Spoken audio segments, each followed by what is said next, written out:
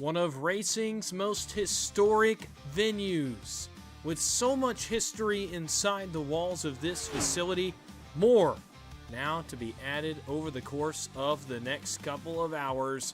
It's Indianapolis Motor Speedway, the Brickyard, that tonight plays host to the stars of the Challenger Cup Series as we put another round on the board in this second season of 2025. We say good evening to you from iRacing's virtual Indianapolis Motor Speedway. You're watching PGR eSports live coverage of the Challenger Cup Series. Season 2 here of 2025 brings us now to round number 5 in the Indianapolis Motor Speedway in Speedway, Indiana. And tonight, it's 104 laps around the Brickyard for a chance at glory in the Challenger Cup Series, a playoff spot on the line, but more importantly, the prestige of winning at the Indianapolis Motor Speedway. That lies just ahead of us, qualifying on track, about 60 seconds to go until we put cars on the grid. You see Cody Eldridge flying by our camera there as he makes his qualifying effort around this 2.5-mile oval. It's a big week for PGR eSports, as I'm sure you're aware by now. The PGR SummerSlam 499 coming up this weekend. Tonight, another recruitment race for that event, the final one on the road to this weekend coming up later. We'll talk about that a lot throughout the broadcast tonight. It's a huge week for PGR. You notice the summer-themed logo there for PGR eSports. That is for a reason. That is our SummerSlam 499 styled logo.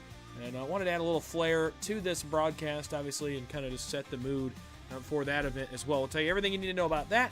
But, of course, business to attend to here in the Challenger Cup Series that will take center stage before we head out to virtual Talladega in about 2 hours for that action over on the other stream. So glad that you joined us tonight. My name is Dawson Wise. Going to be taking you through all the action for the next 104 laps and along for the ride later for 60 laps to Talladega. A little double duty for me tonight. And looking forward to this race, to that race, to this weekend. A lot to look forward to here on PGR eSports. And we take another step in it tonight. Can't wait to bring you along for the ride throughout the course of this race. It's Challenger Cup Series night in America, though, first. And with that being said, we're about to head down to the grid. In fact, we are putting cars on the grid now. Let's go down trackside and start into pre-race festivities. Go ahead and like the stream, share it with your friends, tell everyone it is Challenger night in America on PGR eSports, and we will head down to the starting grid for this one from the Brickyard. On the pole for round 5 of the Challenger Cup Series in Indianapolis, you know him as a driver that dominated most of last season. One of the Championship 4 and the winningest driver in Season 1 of 2025. It is the 3 machine of Harold Watkins that will roll from pole position with a pole time of 52.399 seconds. That's good enough to put himself on the inside of front row and be the control car for this opening restart. On the outside of him in second, it's Christian Strader in the 29 machine as he is coming off a really good start to his season as a win back in the Chicago Street Course, as well as a win last week in Dover. It's 2 out of 4 races that are wins for the Reese's Mustang Dark Horse. He'll start from second tonight, was the best car in practice as well. Row 2, it's Rusty Modesty in the 6 machine and Matt Aiden in the 5. Row 3, it's Garrett Caswell, who actually he was the best car in practice. Apologies there. Caswell comes atop the board in our practice session by 0.03 of a second. So watch out for the 77. He'll start from the inside of row 3. And it's Travis Everett, one of the final 4 from a season ago. He'll start from the outside of that third row. Row 4 starting 7th will be Cody Eldred in the 34 machine. To his outside, it's Andrew Little in the Waterford Concept Chevy in the 68. He'll roll from 8th. Row 5, Austin Johnson in the 10, his best qualifying effort of his young Challenger Cup Series career. He'll go from 9th tonight with GT Raziri to his outside in the Motorcraft Mustang. Row 6, James Catrone starts from the 11th spot with Brandon Beauchamp back in 12th in the High Rock Chevy. Row 7, it's a new driver. Jerry Culver makes his debut tonight. He'll go from 13th position in that 16 entry to his outside. Greg Bourbonier looking to continue a strong start to his second season in 2025. Row 8, you start to find the guys that did not take time, the first of which is the 57 of Nick Seipel, our Sonoma winner, looking to get his second win of the season. And to his outside, it is Stephen Luttrell in the 36. Row 9, final 2 cars on the field, Stephen Rasick in the 21, Mike Martino III in the 75. 104 laps from the Brickyard, one of the most famous venues in all of American motorsports, really all of international motorsports. The host of the greatest spectacle in racing, the Indianapolis 500, the host of the NASCAR Crown Jewel race, the Brickyard 400, which took place this past Sunday. Of course, with a huge win for Bubba Wallace in 2311 Racing. We'll see who the Challenger Cup Series will send to victory lane tonight and see if a driver can get on the board, as did Wallace back on Sunday afternoon. I look at Harold Watkins on the pole, for example, the Mountain Dew Buffalo Wild Wings Chevy Camaro, as a guy that has not yet been to victory lane. After winning 5 times a season ago, he has not been to victory lane in the first 4 races of the season. Tonight, looking for win number 1. I look at row 2. I look at Rusty Modesty and Matt Hayden, 2 guys that did not win a season ago, at least on our live broadcast. Modesty did not win a race, still looking for win number 1 of the calendar year. I look at a rookie in Garrett Caswell, who's not yet won, but certainly is putting together good runs. You look at Travis Everett and GT Irizarry as well, and John Velocity also, who's not in the field tonight. You look at guys that were in the Final Four. None of last season's Final Four have won a race yet in this second season, and we are 5 races in, so we'll see if that changes tonight. So many storylines of guys that have yet to win, but then Christian Strader, he's won twice. He's looking to make it 3 out of 5 as he continues a dominant start to the season. I think about Nick Seipel, who's kind of taken the league by storm, looking at to get his second win. I look at Stephen Luttrell looking to get his second win. So many different storylines on tap tonight over the next 104 laps. Cannot wait to take you on the journey. Such good racing the past season, plus here on PGR eSports. We're going to put another one on the board tonight. Harold Watkins will bring the field into the restart zone for the first time. Buckle up, it's Challenger night in America, and it is green. Green flag is in the air. We're underway from the Brickyard.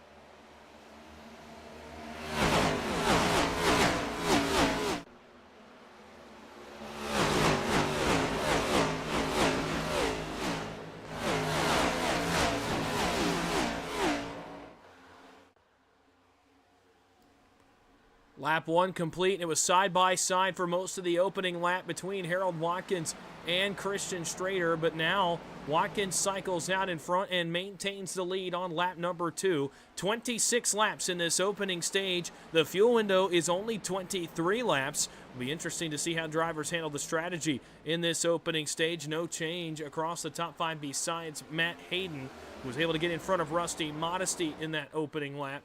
And he'll get the 3rd position from Modesty. Out back, Caswell starting to put some pressure also on that 6 machine as he looks for another spot. Caswell, again, the fastest car in practice, but you got to take your time at Indianapolis. Not a lot of opportunities for passing between dirty air and only one preferred line and a very finesse track with it being flat. You got to take your time. Garrett Caswell working on the back bumper of the 6 as Matt Hayden starts to work on Christian Strader, and Strader goes to work on Harold Watkins. Past the start-finish line, still single file, still Watkins out front with Strader second. Top 5 have driven away just a little bit from 3rd place Travis Everett. And I'm tweaking with volume levels, apologies. Caswell gets around Modesty there in 2, and that is her 4th position, and Garrett Caswell starts to move his way forward. The interesting portion of tonight's race, and we'll show you here on the right side of your screen, a 21-mile-an-hour headwind blowing right into the driver's face on the front straightaway, which means a crosswind on that exit of turn 3 and the exit of turn number 2. And then a tailwind down the backstretch that really affects entry to 3. You really sail off into turn number 3. Drivers were talking about it all through the practice session, and it has certainly presented an issue for drivers on entry and exit of these 2 corners. It's actually turn 1 and turn 3, my apologies. Strader continues to go to work on Watkins as Hayden watches on from a car length behind that battle. Garrett Caswell slots into 4th and will run there. Cars on the move further back. Nick Seipel, how about it? +5 for the driver of the 57 as he is up from 15th to 10th, breaking into the top 10 for the first time tonight. Seipel, depending on race length tonight, may also be pulling double duty. You may see him in just a little bit. Oh, and there you go right there. Watkins in the outside wall. That crosswind on exit of 3 starting to affect the driver of the Buffalo Wild Wings, Chevy. Off of that short chute right there, he got the outside wall, but gets it gathered back up and continues on forward. Back to Seipel. You may see him run double duty tonight. We'll have to wait and see, as we may see him in that recruitment race for the SummerSlam 499. He will be attending that event this weekend. It's been on quite a heater on the super speedway side, looking to keep up the momentum over here on the points racing side as well.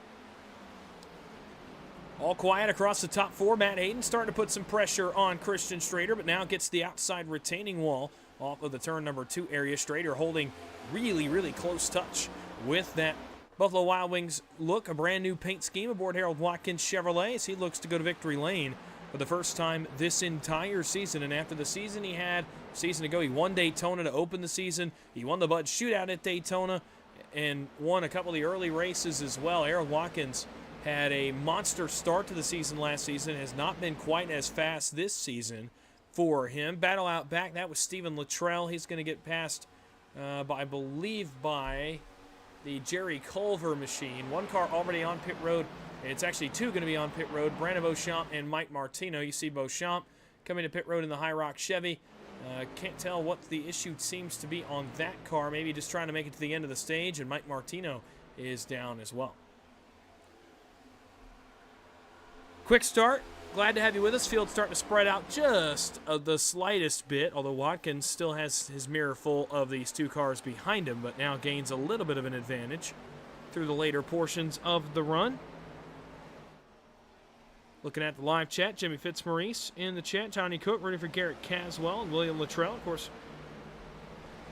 leading the charge for the Stephen Luttrell fan club in the chat as well. Nick Seipel, +6. How about it?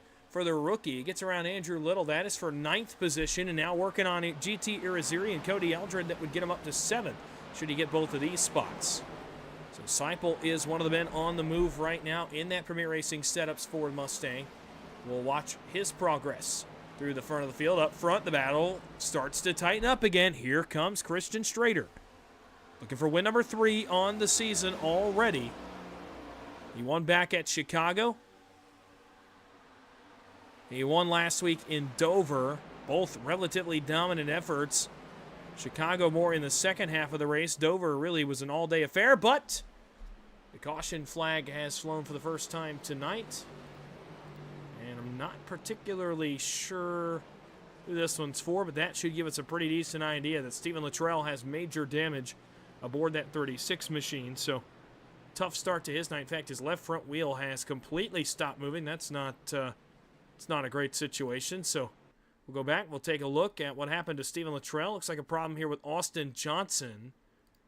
And this is something we saw in practice for the driver of the 10. And as he comes off turn number 2, ooh, man, that car gets sideways out from underneath him. Maybe the wind causing a little bit of that problem with grip. He tries to save it. As he does, the car snaps underneath him. He goes back to the right, and unfortunately for Stephen Luttrell, there's going to be nowhere he can go. As Johnson's got him locked up, he's trying to get it to stop. Actually lets it roll back up the track and collects Stephen Luttrell into the outside wall. It's a hard hit for both cars. Johnson got hit in the right side. Luttrell right flush on the nose. Gets some wheel damage out of it also. James Catrone's behind the field. He's going to take a trip through the grass to miss this. So really only 2 cars involved, but for both it's going to be pretty heavy damage. It will likely require their one and only fast repair. Go back, take another look here as Austin Johnson had this problem off of turn number 2. Again, not really a lot you can do here if you're Austin Johnson. I mean, it snaps. This car snaps so quick, you try to save it. And by then, there's just no controlling it. Luttrell had committed to the outside, thought he was going to miss it. Unfortunately, was not able to. And those two come together at the exit of the corner. We'll take one more look before we go back to live action here from Austin Johnson. See it snap. He gets loose. He spins sideways, and here comes Luttrell. He committed. By then, there's just nothing you can do as a driver. You say, all right, I'm going to the outside, or all right, I'm going to the inside, or all right, I'm going to the middle, and you commit to it. And there's not really a time to snap and try to, back up your decision and I'm going to make the other decision. I'm going to change my mind. You really don't have time to do that as a driver for Austin Johnson and Luttrell right there.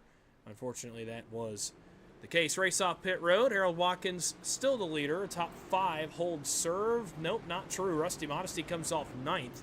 Loses 4 spots on pit road. Everett, Eldred, Ariziri, and Seipel beat him off the pit lane.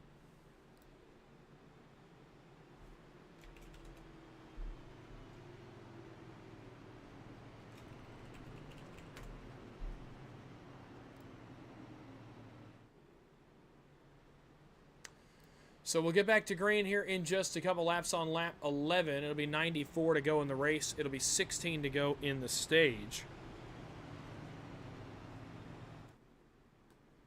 And we are under caution for the first time tonight. A little season recap if this is your first time tuning in this season in the Challenger Cup Series. Stephen Luttrell captured the win at Atlanta Motor Speedway to open the season. Christian Strader won race 2 at Chicago. Nick Seipel got his first career win at Sonoma in race number 3. And it was Strader becoming the first repeat winner last week in Dover. That's how we got to race 5. So 3 drivers already locked into Challenger Cup Series playoff racing. Harold Watkins hoping he's the next to lock in and get himself a spot to try to run for the championship that he felt as if he had earned a season ago. Looking so far back in championship form is Harold Watkins, so we'll see if it continues that way for him.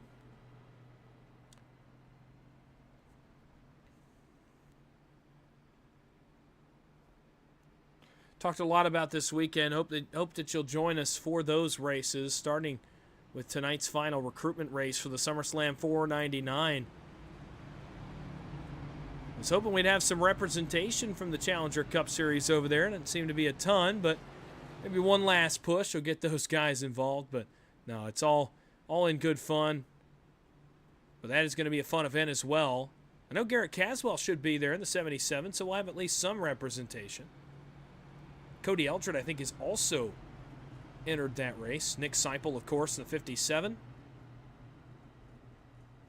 So we do have a few cars that'll be over there running. Stephen Luttrell, I think is going to be there. Possibly, maybe. I can't remember. So we may have 3 or 4 cars that show up here from Challenger Cup Series Racing to race with us this weekend. Hopefully those guys represent the league well, do well in the name of the Challenger Cup Series. It'll be really cool to see some representation in Sunday's race from these Tuesday night boys. As we get ready to go back green. Going to be a fun weekend of racing. I'll talk more about it towards the end of the broadcast when we talk about our upcoming schedule. Of course, tonight on the recruitment race broadcast, I'll talk a lot about everything that you need to know about this weekend. It is the Gen 6 cars at Talladega in an elimination-style format. If you've ever watched the Podium 500 or events similar to that, that's the format that we're going with. We'll start with heat racing. It will start with about 160 entries. By the time all's said and done, it will cut it to 80. For 2 dual races, the dual races will cut it from 80 to 40, and that will make up the field for Sunday afternoon. So bracket-style, elimination-style format. Going to be a lot of fun. PGR eSports.com. Link is in the description if you want to sign up. You've got about 3.5 hours until those signups are going to be concluded whenever tonight's race gets completed. Business here, though. 94 laps to go from Indianapolis. Harold Watkins, Christian Strader bring the field in the restart zone. Green flag back in the air, and away we go towards turn number 1. Battle will be on for second. Watkins gets away. Hayden gets a push from Travis Everett, and all of a sudden it's the Oakley Chevy that takes a dive on Christian Strader. He'll look for the second spot in turn number 1. Off through turn 1, down the short chute, down to turn number 2. Garrett Caswell challenges Hayden for third as he challenges Strader for second. Strader may try to get to the outside of Watkins for the lead. Down the back straightaway, lap 11 on the board, and they're jockeying everywhere for position here down the front straightaway. Or down the back straightaway, excuse me, into 3. It's now all status quo back to Garrett Caswell. As he's going to get around Everett. There might go 3 wide with Seipel. That's not advisable here in turn 3. Big winner out of that. How about Nick Seipel? 4 spots in 3 corners for Seipel. He comes off turn 4 and runs position number 4. Down the front straightaway, Watkins, Strader, Hayden, 1, 2, and 3. Now Seipel closes on the leaders as he tries to run these guys down. Caswell got stuck right in front of Everett. Everett got stuck behind him, and it allowed Nick Seipel to part the seas and come all the way through to position number 4. 93 laps to go in the race, 15 to go in stage 1. Down the back straightaway one more time. It is still Harold Watkins that leads the way by a narrow 1 car length over Christian Strader, who's got Matt Hayden all over his back bumper. As they race 1, 2, 3, and here comes Seipel. And Caswell in tow. How about Cody Eldred as well? He's hanging tough in the 6th position right now also. 2 wide back there around GT Irizarry and Travis Everett, a pair of teammates. That is for the 7th spot. Let's take a brief look back there. Irizarry challenged for it there in turn number 4. Everett slammed the door and now will maintain that spot back into turn number 1. Battle for the lead. Here comes Strader. Watkins throws a block. Strader goes to the outside. The momentum is not there. He backs up that corner. Let's see if he gets a run down the back straightaway. Here comes the Reese's Dark Horse. Down the long back straightaway. Here at Indianapolis Motor Speedway, Strader, does he take another look? Does he back up potentially to Matt Hayden? Trying to get a push here off into turn number 3. Another peek for Strader to the inside. Watkins covers. Half a car lane difference there between Strader and Watkins. You see Martino on the apron. Strader may have gotten the wall right there. Trying to back up the corner. Trying to get a good enough run to get on the back bumper of Watkins when they hit the yard of bricks. 91 to go at the line. Here comes Christian Strader. Is he close enough to lunge here into turn number 1? At the line, it will be Watkins by a car length. Strader not quite close enough to lunge again. He's trying to get right there to his back bumper, but cannot. And Watkins ever so clean on entry, but Strader gets a better exit and is right on the rear deck lid of Harold Watkins here into turn number 2. He tried to run a little bit high, arc that corner. It's working so far, and this is his best chance yet. Down the back straightaway, Christian Strader to the inside. They'll drag race down the backstretch for the race lead. Matt Hayden goes the way of the 29. They are side by side into 3. Watkins on the outside trying to protect the position. Strader drives it in deep, trying to get the spot away. Still side by side in turn 4. Watkins not giving an inch. Strader not giving an inch. Off turn 4, Hayden's going to have to go somewhere unless Strader can get clear right here, and he will. New leader at the Brickyard, Christian Strader, but right back comes Watkins on the inside. The Buffalo Wild Wings Chevy back challenging for the lead as Seipel challenges Hayden for 3rd. Cars under a blanket in Indianapolis into turn number 1. Strader's been running this outside so well early in the race. Contact 29 and 3. And Watkins had to get out of the gas. Strader drives away. Seipel crosses over. He wants 2nd down the backstretch. Down the long back straightaway again. It continues to be Christian Strader that now drives away from the field, but Nick Seipel's got something to say about that. Here comes the 75, the inside of Harold Watkins. He wants 3rd. Caswell wants 4th. He's gotten back to Matt Hayden. Contact, Seipel and Watkins. More contact in turn 3. And these guys are using fenders here at the Brickyard to get their way. Watkins holds on to 3rd as Strader drives away in the lead. Matt Hayden, Christian Strader, or Matt Hayden, Harold Watkins, Garrett Caswell, Nick Seipel all under a blanket. Watkins tries to re-attack Seipel here into 1 as the other 2 watch on from behind them. Meanwhile, they're starting to pull Travis Everett into this battle, as well as Cody Eldred. Everett got around Eldred for 6th. Irizarry looks around Eldred. That would be for 7th. Oh, contact trouble! Around goes Garrett Caswell. It was the 77 machine that got sideways on the backstretch. He makes the save, but will lose all of that track position that he just got. Back up front. Nick Seipel, the caution's out. As a result, I think, of Caswell, unless there was more trouble back here, but no other cars seem to have gotten a piece of this. Imagine this is for Garrett Caswell, but man, looked like he had gotten things back on track. So yellow flag will halt the race momentarily here on lap 16.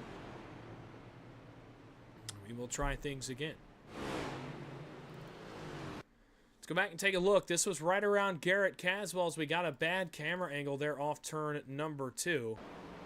Does Watkins run a little wide? Oh, yeah, look at Watkins behind Nick Seipel. Way out of the racing groove goes the Buffalo Wild Wings Chevy. Hayden gets in the back of him. Caswell's going to get in the back of Hayden.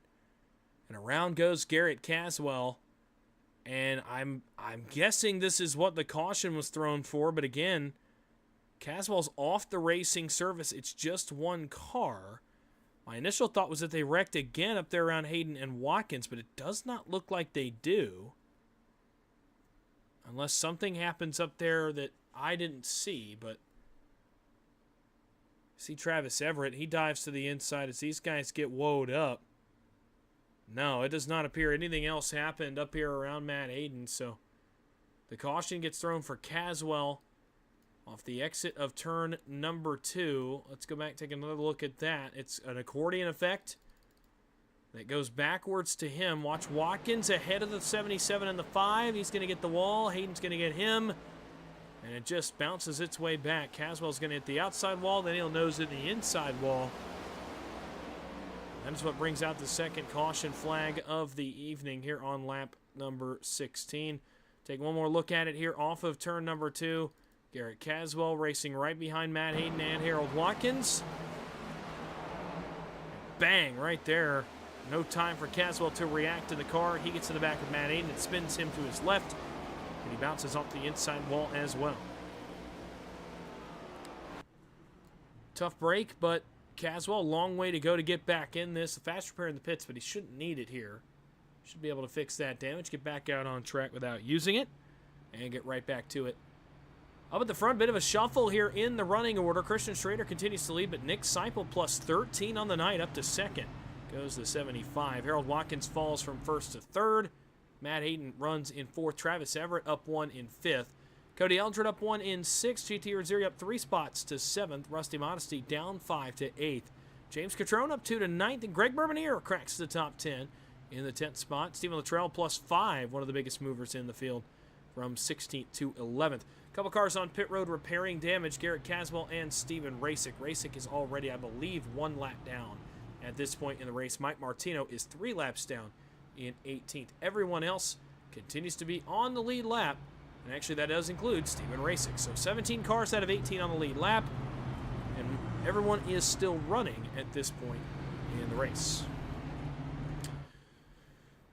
Well, it will be 7 laps to go in stage number 1 as we approach that lap 26 stage break. From there, it will be 78 laps to the end of the race in stage 2.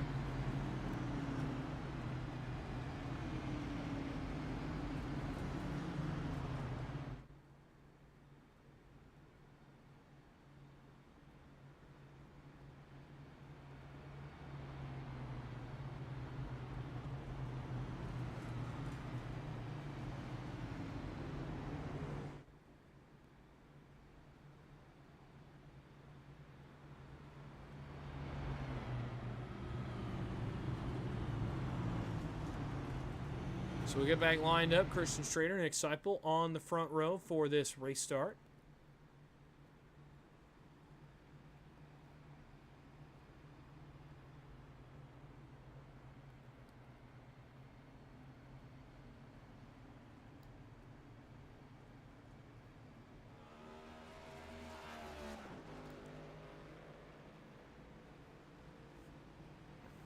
And we will get to the end of stage number 1. Sorry about that. I'm looking at some stuff up on my other monitor while we were in a brief lull in the action, but we're going to get back to it.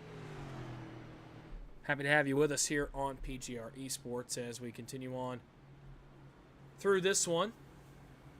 Long way still to go, with a total of what will be 85 laps to go in the race.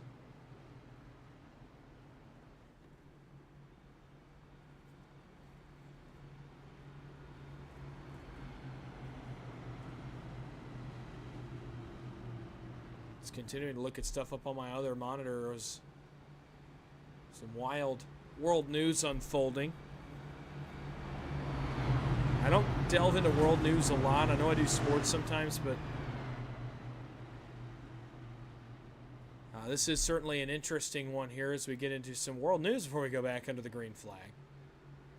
And an underwater earthquake off the coast of Russia at 8.7, which is basically unheard of. That's how rare it is these days anyway. Has triggered a potential tsunami for the west coast of the United States. So if you did not get the alert for that, I would hope that you're not relying on me for that news, but in the case that you are, the west coast of the United States. Be on the lookout for a potential tsunami, which is a wild storyline to have on a random Tuesday in July, but it is the case right now.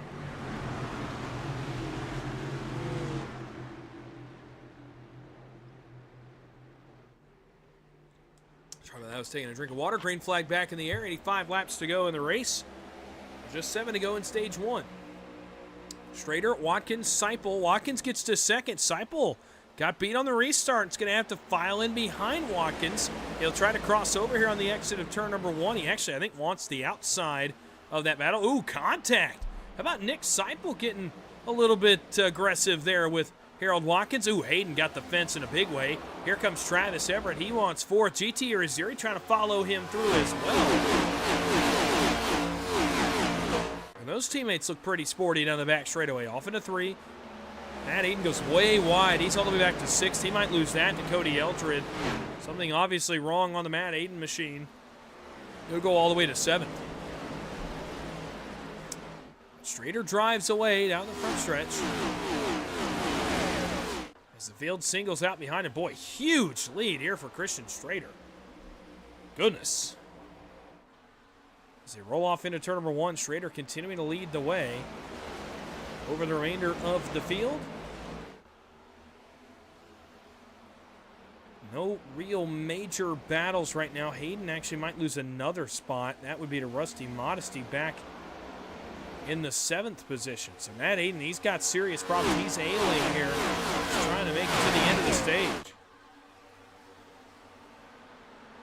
Watkins trying to hold off Seipel. That's the battle for 2nd. But it's kind of tamed just a little bit here as Watkins stabilizes. Off turn 4 down the front straightaway. Headed for the yard of bricks again. Here comes Christian Strader.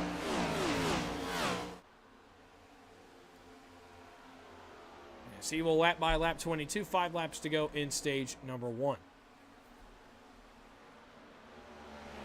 Good start for Christian Strader. That's what the doctor ordered, is to get out front, try to lead some laps. We'll watch Garrett Caswell on the comeback train, but he is the 2nd off the field in 17th. So wonder if he just kind of took some of his damage repair. He'll get the rest done at the stage, and we'll see if he's able to get back completed in this one.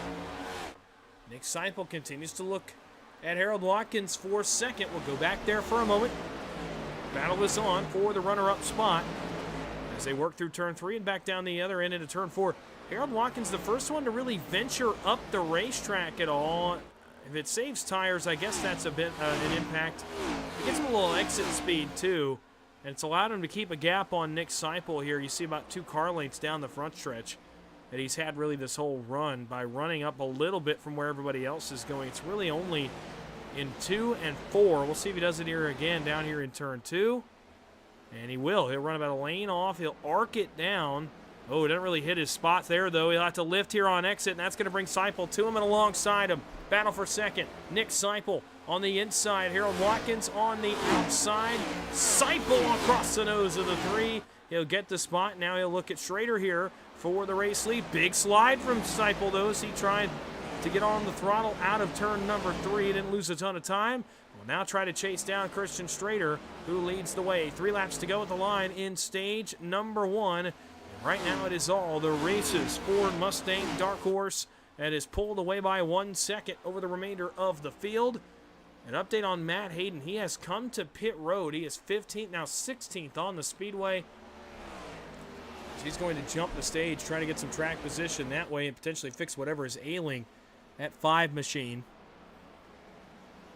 Now the closest battle on the speedway is going to be for 3rd as Watkins tries to hold off Travis Everett. As Seipel runs down the leader straighter, Watkins falls into the clutches of Travis Everett, who's found something here on this late run of the first stage. Behind them, Irizarry in 5th, Cody Eldred in 6th, and Modesty, Catrone, Bourbonier, and Little, the rest of your top 10. Off turn 4, down to the start-finish line. 2 laps to go, this time by in stage number 1, and Matt Hayden continues to sit on pit road. Whatever was ailing that 5 car is obviously a pretty major fix, as he has not yet left the pit road area.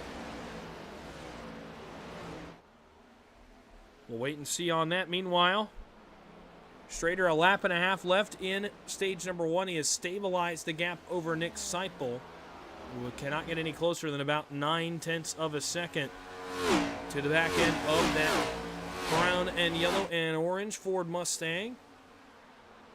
He closes to about 8.5 tenths, but then he'll lose it on exit. Let's see if he can keep a little bit of that gap this time. He's learning some things now as we get into this portion of the race. He's really good on entry. And just loses a little bit on exit. That time, though, got a really good exit. Now he'll close just a little. He will not get there by the stage without a mistake from Strader, but he will learn some things for stage number 2 that he'll use on this upcoming restart. Last lap, stage 1, Christian Strader through turn 1. Not really a battle for any of the positions in the top 5 either. Irizarry pulled ahead of Eldred by almost a full second, so stage points appear to be locked up for the 5 individuals here on the left side of your screen in the top 5. Strader able to stretch it back just a little. Seipel breaks even in turn 1. That's as much as he can do. Field works down into turn number 3 for the final time in stage 1. Seipel gets as close as he's gotten, but has to lift in turn 3. Maybe another slide. He'll try to get it back here in turn number 4. But off turn 4, it was all Christian Strader for the most part in that opening stage. He'll lead most of the final 15 laps, and he wins stage 1 at the line. It's Strader. Nick Seipel comes home second. He'll capture stage points. Harold Watkins in third. Travis Everett in fourth. And GT Irizarry, the final car to capture stage points tonight. Yellow flag is out, and we go to the caution period for the 3rd time tonight. So finally a bit of a rhythm there at the end of that stage, about 7 laps under the green flag. So guys starting to filter into a bit of a rhythm as they will come around and capture the pace car and start to prepare for stage number 2. If this thing gets strung out into pit stops, going to be interesting. Going to become a strategy race again. So looking forward to that.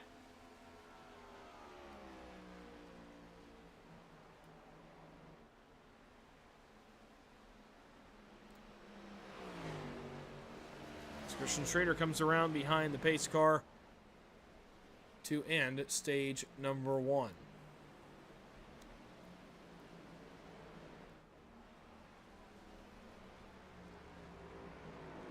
So as the drivers catch the pace car, again, Strader, Seipel, Watkins, Everett, Irizarry are stage point winners. Christian Strader, the winner of stage 1, has led the most laps in this race.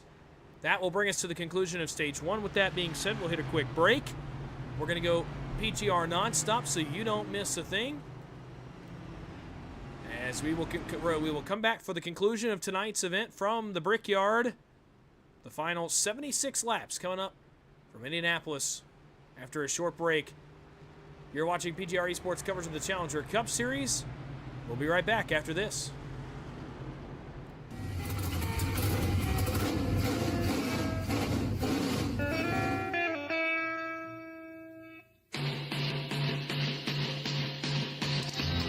Green flag is in the air. We are racing.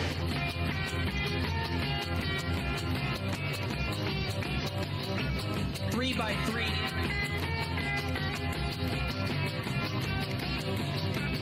Almost all trouble. Around goes Alex Hill. On into the outside wall goes Hill. They're wrecking big time out back. We're not going to throw a caution.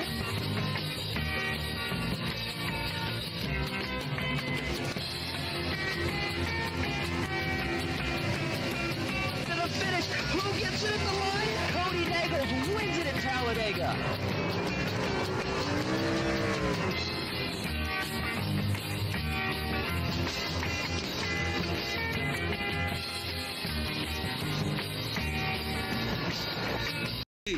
Have created Drink Company. The fastest growing sports drink in history. We will run! We will run! Ladies and gentlemen, we got Rookie is prime! this season, we are hydrated! The official sports drink of the UFC. It's time! Oh, that's good.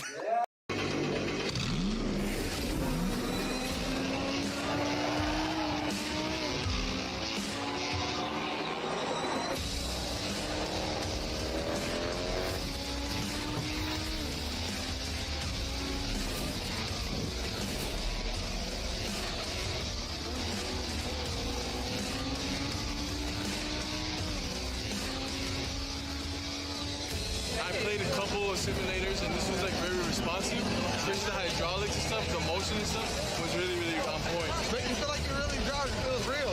It adds so much to the experience. It's just really, really cool. It was pretty awesome.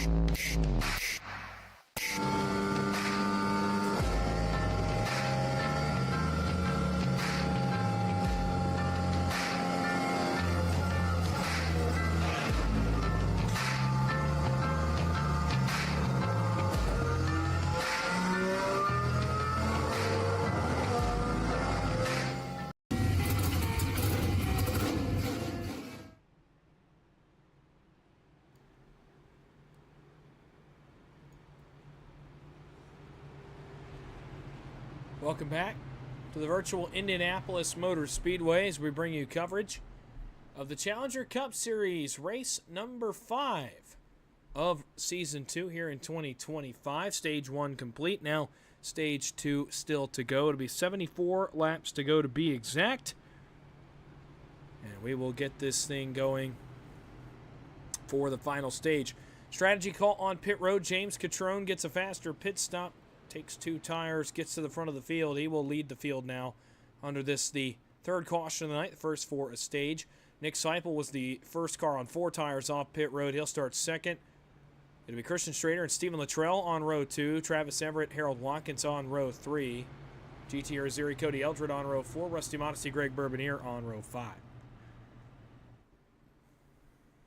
Long way to go, 74 laps. A 23 lap or so fuel window means still a 3-stop race most likely, unless some guys can stretch it. We'll see what guys decide to do. Obviously, cautions could still affect that as well, but 74 to go and a 23-lap fuel window means a few green flag pit stops are on the horizon. And a long ways still to go from Indianapolis. Reminder, coming up after this race, it will be the final recruitment race for the PGR SummerSlam 499 from Talladega Superspeedway in the Gen 6 machines. Looking forward to that one. Glad to have you with us here, though. Before that,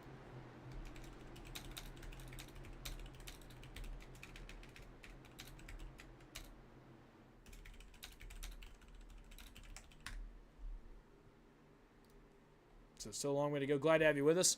Green flag back in the air. We're going back green for stage number 2. James Catrone gets on the punch. He's on the loud pedal headed for turn 1. Nick Seipel jumps in behind him. Strader will cycle to 3rd. Luttrell stuck up on the outside for right now, but he may cycle to 4th here on this opening lap of the second stage. So another shuffle up front, and all of a sudden, just like that, Seipel underneath Catrone. That's for the lead. And as soon as he got to the front, he's going to lose the lead here to Nick Seipel. It is Seipel to the lead. He'll break draft here down the back straightaway. Strader trying to come forward into the second spot now as he'll try to chase Nick Seipel here into turn 3, but Catrone enters aggressively, stays second for now. Strader not able to get back to his back bumper, and Christian Strader is stuck. In that race's dark horse, Watkins is 6th, but now we'll get 5th most likely from Luttrell here off turn number 4. He will get that spot. But Strader continues to be stuck behind the Catrone machine here down the front straightaway and headed for turn number 1. Tell you what, been looking for Garrett Caswell. He's in 11th, so still on the comeback trail is the Caswell machine. As he tries to work back up through the field. Remember, after being involved in that incident earlier with Matt Aiden and Harold Watkins. Ooh, jockeying back there around Watkins, Modesty, and Araziri. There's a couple of guys coming forward. There's Garrett Caswell up to the 10th spot. So continuing that comeback to the front. Ooh, Araziri throws it on the nose of Modesty. Luttrell's almost in the wall. This is going to be a big mess right here. Right around the 6th position. Luttrell on older tires. Araziri goes on by. They're going to try to squeeze 3 wide here off turn 4. Look at Caswell. He's going to try to get 2 for 1 here, and this would be a big pass for the 77 if he can complete it going into 1. He gets Luttrell. He does not quite get Modesty, but let's follow Garrett Caswell for a moment. Fastest car in practice earlier tonight, looking for 8th on Rusty Modesty as Caswell continues to try to come back from the incident earlier in the race, which saw him get into the inside wall. He was trying to clear Rusty Modesty, not able to there in turn 2. He'll have to fall in behind him most likely down the back straightaway, but we'll keep an eye on the driver of the 75. Change for third. How about Travis Everett around James Catrone? And Travis Everett's found something here in the middle stages of the race in terms of big-time speed. Harold Watkins joins this battle as well. That's going to be for 4th and eventually 3rd. Between those cars, GT Irizarry starts to pull into this battle as well. As Seipel runs away from Christian Strader up front. 71 to go at the line. Seipel continues to lead as he snakes the field down the front straightaway. We continue to work towards that first green flag pit stop of the race coming up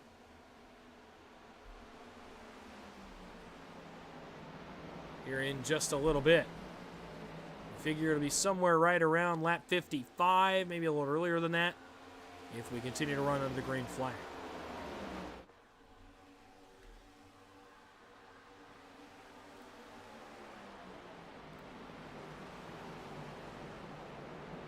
Continues to be Nick Seipel that leads the way here at Indy, but Christian Strader is closing in quickly. Meanwhile, Harold Watkins got around James Catrone, but he's now chased by GT Irizarry for that spot as Watkins tries to run away, and he tries to join this battle for the lead. He's got one more car before he gets to these top two, which will be Travis Everett. Meanwhile, big Hornet's Nest back here. Eldred's going to try to get around Catrone. Oh, no, Eldred's going to get into him. Contact. Modesty trying to go through the middle. How did we keep it green right there? I have no idea how all those cars saved it. Still 3 wide for a moment. Everybody keeps it going. Bourbonier under Andrew Little. That's for 9th. And Hayden's going to push him here down the backstretch. How about the Miller Lite Camry into the top 9? Matt Hayden on the comeback trail as well. He's looking for 10th on Andrew Little as Caswell looks for 7th on Modesty. Garrett Caswell continues that run back to the front of the field. He'll get 7th there. And now look on Catrone. That'll be for 6th when he gets there. Garrett Caswell trying to recover from the earlier issues. They were none of his doing, but trying to come back on the comeback trail. Chases James Catrone down the front straightaway. We'll keep it here for a brief moment. See if he can get this spot through 1 and 2. He's got better tires. Got to play the patience game here, though, at a track like Indy. He still continues to ride right on the back bumper of that Oscar Mayer Chevy. Now loses a little bit of time to him, but will gain it right back. Let's see if he can get the spot right here. Working down the back straightaway. Here he comes. He drafts up the back bumper of the Oscar Mayer Chevrolet, but stays in line. Opts to stay behind the 38. Tries to dive turn 3, and Catrone's going to let him go. Catrone lets Caswell go by. That is for 6th, and all of a sudden Garrett Caswell's got something. Meanwhile, closer to the front, Harold Watkins running away from GT Irizarry just a little bit as Strader tries to run down Seipel. Harold Watkins has some speed here, trying to play spoiler as Caswell starts to run some of his best laps of the race. Fastest cars on track that time by. Actually, the fastest car was Matt Hayden at 52.8. He's up to 8th position. About to get 7th from Catrone. So Matt Hayden's back on the comeback trail also. Now the backstretch. Seipel by 0.3 over Strader, but Watkins closes in. He'll have to pass Everett and Strader first before he can get back to the leader, Nick Seipel, but he is closing right now on the back of the 13.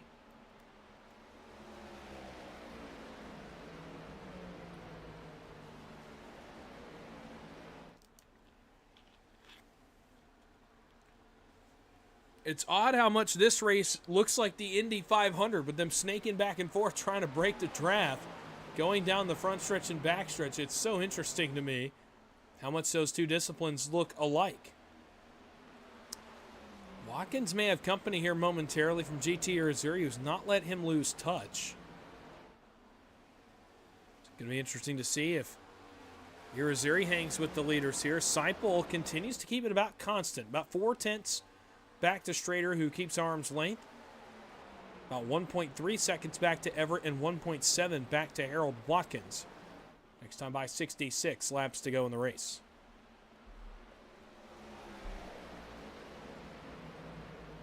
Fastest car last time by, Harold Watkins by 3/10. This time by, it'll stabilize. Excuse me, it'll stabilize just a little bit at the line. Leaders run a 52.83. Watkins runs a 52.79, so it does stabilize just a little bit. Matt Hayden gets 7th from Rusty Modesty. Now starts to work on Garrett Caswell. That will be for 6th.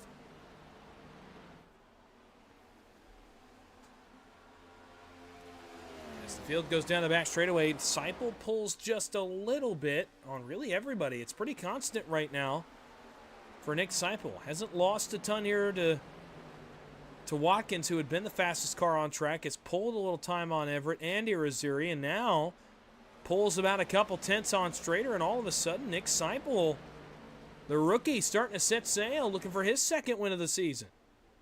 But a long way still to go to get it. 65 to go to be exact. At the line, only lap 40 going on the board.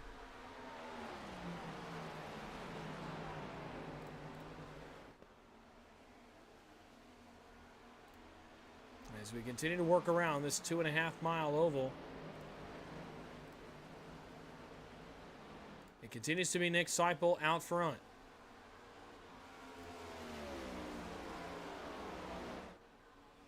Strader keeping him as close as he possibly can, but he's about the only car that's been able to relatively keep up. Oh, Seipel runs way high right there. That was a mistake by the 75. That allows Strader right back into the battle. Watkins gains a little bit of time out of that too, but now Seipel starts to put that mistake behind him. He'll have Strader closer here. He'll have to snake down, break the draft, come back up, and continue to hit his marks. 3/10 between the leaders. Irizarry has caught Harold Watkins. That's going to be for 4th. Boy, the Motorcraft Mustang's got some pep in his step here on lap 41.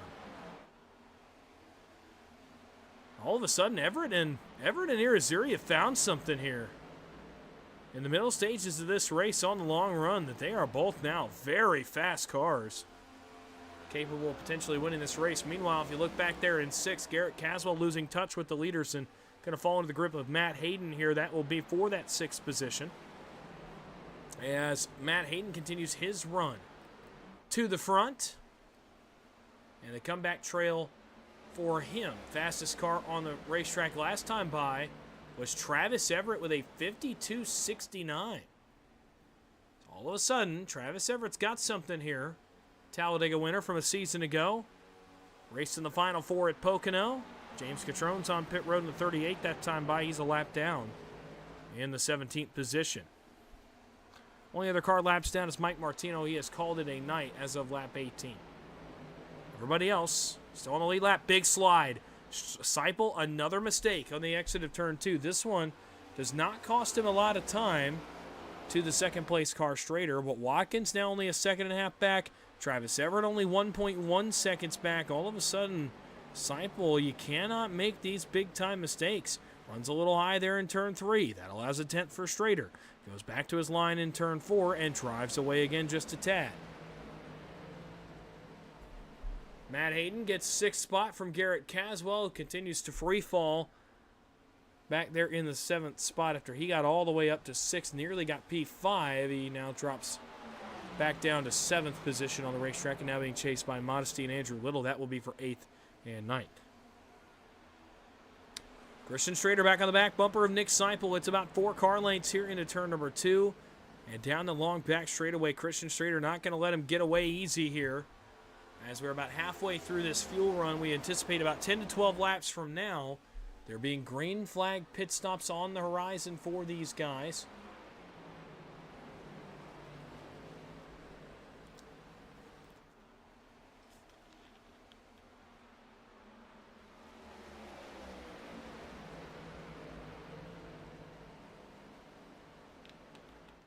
Take another drink of water here with 60 laps to go. Apologies, I'm going to do that quite a bit tonight, both in this race and the next one.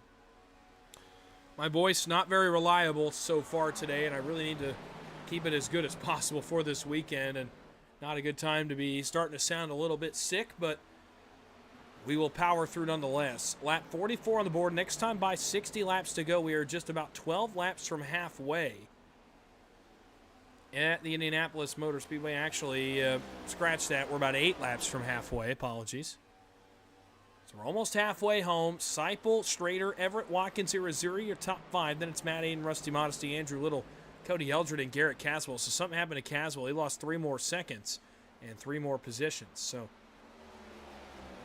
ran really well in practice, qualified 5th, but it's not going well in the race for the 77. But a long way to go still. Again, 60 laps to go at the line. Travis Everett is slowly catching Christian Strader. Harold Watkins, GT Irizarry coming into this battle as well.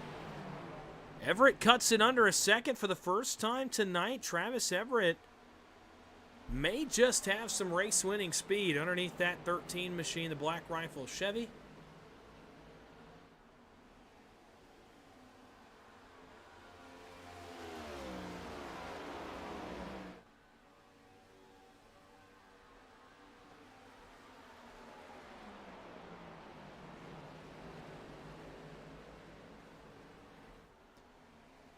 So coming back 59 laps to go at Indianapolis. Now it's Seipel by 0.8 seconds. And he starts to drive away a little bit from the cars behind Christian Strader. But Strader's going to be kind of enveloped here in just a moment by those cars. They're going to make things very interesting for the driver of the Reese's Mustang Dark Horse. But he pulls back to within 0.6 of Seipel. All the leaders keeping tabs with one another here via the draft. Seipel wants to drive away, and the draft is just not going to let him.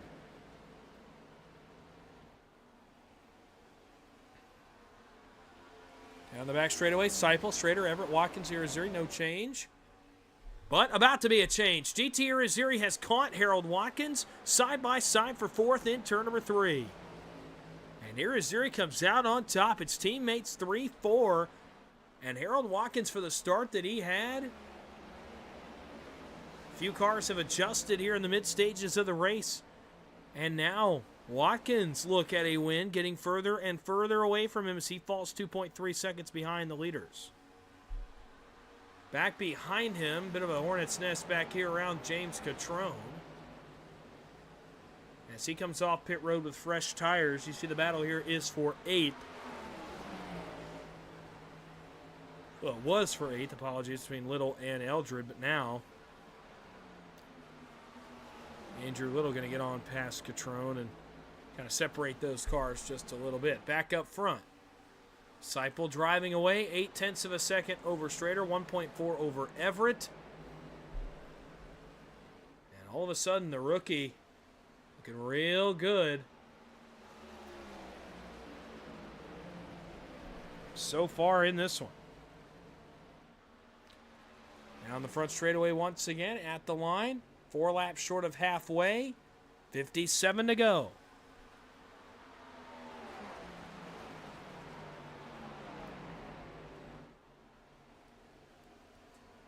Fastest car on track last time by Strader by 1/10.5. He's not gaining a ton back here on the opening portion of this lap, but was one of the fastest cars last time by.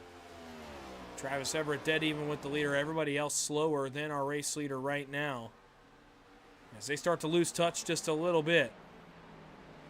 Coming back to 56 to go. Big slide, and Seipel's in the fence. But he almost didn't lose any speed there either. Seipel's driving the wheels off this thing. Got out towards the outside wall there. May have tapped it just a little. A little slide off the outside wall and continues onward.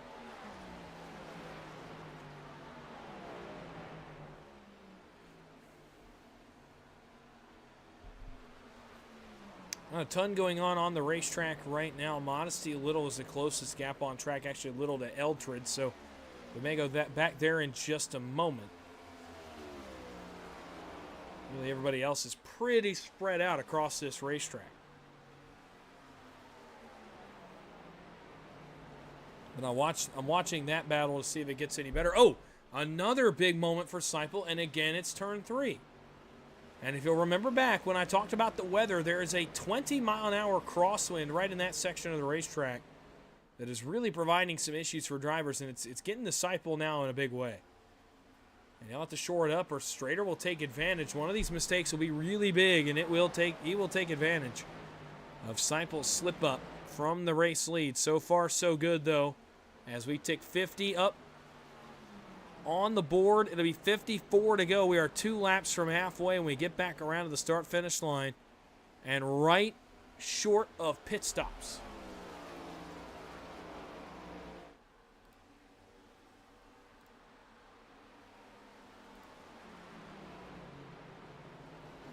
It's field laps by Steven Rasick.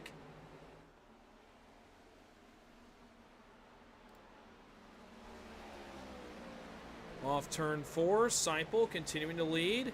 Everett loses a big amount of time right there because he's coming to pit road. The cycle starts a little early for the driver of the 13, and that tells me it's still a 3-stop race for most of these guys, as Everett is the first to cede his position and pit. Coming to lap 51, he will undercut the field. We'll see what kind of gap it gets him. For reference, Nick Seipel's best lap is a 52.34. His last lap, a 52.66. So only about 3.5 tenths of fall off. I'm not sure how much it will really gain the Travis Everett machine. Everybody else running about a second or so off what their best lap is. Actually, most within about a second or half a second range. So I don't know if it'll get him a ton unless Seipel goes by another lap, and then we start talking about the undercut. But let's see if Seipel comes to pit road here this time. Because of what Everett just did, he will. So if Seipel cedes the lead, he'll come to pit road. Everybody else going to stay out. As Strader will inherit the race lead another lap.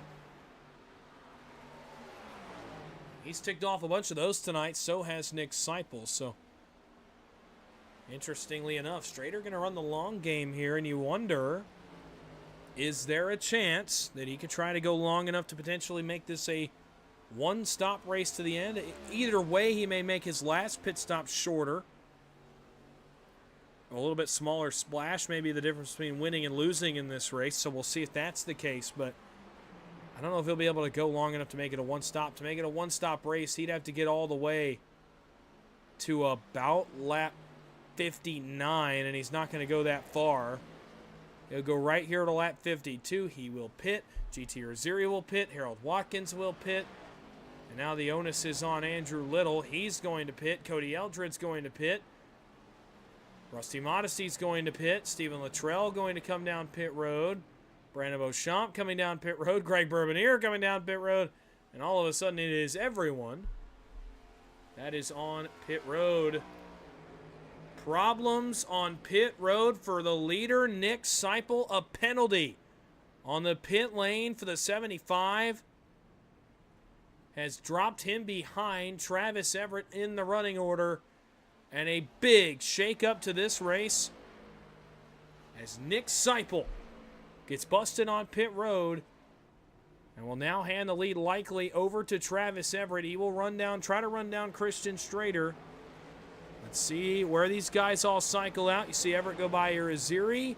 He will not get by Watkins and Strader unless they had to stay on the access road, but they're both coming out. Strader running the Kyle Larson strategy, running way out by the white line. Still not enough for the first time tonight. New leader in Indianapolis. It's the Black Rifle Mustang of Travis Everett.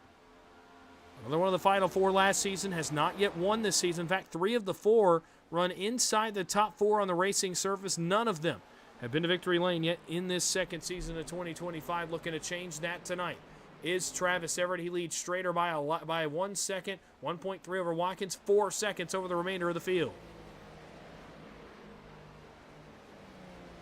And buckle up, Travis Everett looking to get his first win since Talladega, I believe, a season ago, as he tries to go to victory lane for the first time here in this second season. Played the strategy exactly right. Came down early, undercut the field, and it works with the penalty on Seipel. It's going to pay huge dividends for Travis Everett, who currently leads the field, but Strader is closing and closing quickly. At the line, it will be 40 laps to go. Still, we assume to be 2 pit stops. It will be 50 laps to go, apologies. 50 laps to go at the line. We assume still 2 pit stops to go in this race. For now, though, the only guy I think would be able to go maybe in one would be Christian Strader, but even that, I don't think they can get that far. So I think it's 2 for everyone. The next one we anticipate to start right around lap 73. Strader to the back bumper of Everett at the line. He wants to lead. Travis Everett doesn't want to give it away. Here comes Strader. Watkins closing on the battle as well from third. Top three on the racetrack clear by 3.7 seconds. Irizarry closing in quickly, though. Strader's got to make quick work. Here comes Watkins. And Irizarry's not terribly far behind for the lead. A peek, a look, a nose out from underneath. Can't get there. Can Strader? He'll look again halfway down the backstretch. Can't get there again. Everett holds serve down the back straightaway and into turn number 3. Now Watkins goes to work on Christian Strader. Strader trying to find a way around Travis Everett. Irizarry closing. He's only 3.2 seconds back. Matt Hayden, meanwhile, is up to 5th after that pit cycle, so the comeback going nicely for the Oakley Chevrolet. But a three-way battle for the lead up front with 49 to go in Indy.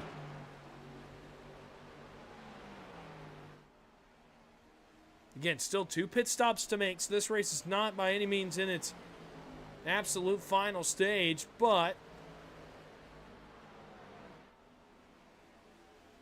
this is good stuff certainly right now.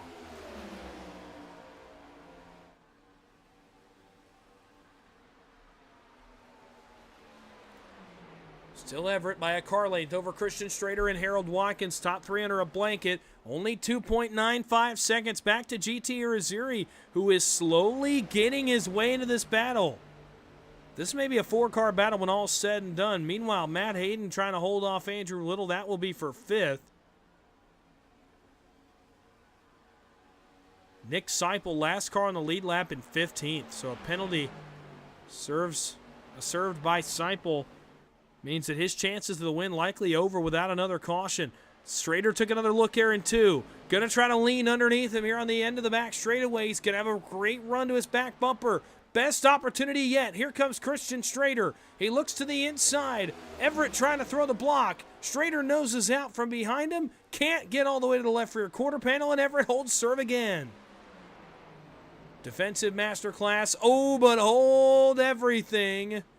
Caution on the speedway with 48 laps to go, and that now will make it a one-stop race.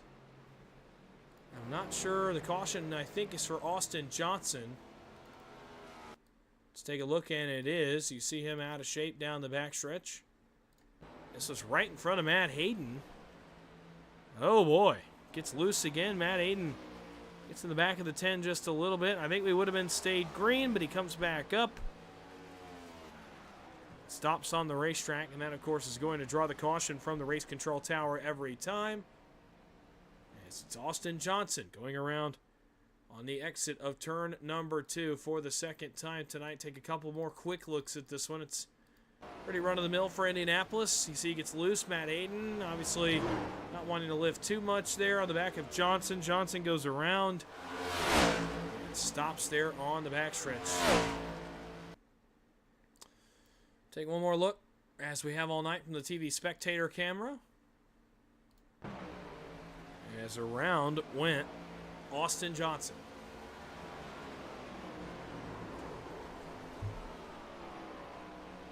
See, he gets up and into the racing surface. The caution flag will come out. And we're back under the yellow flag. 47, make it 46 to go at the line.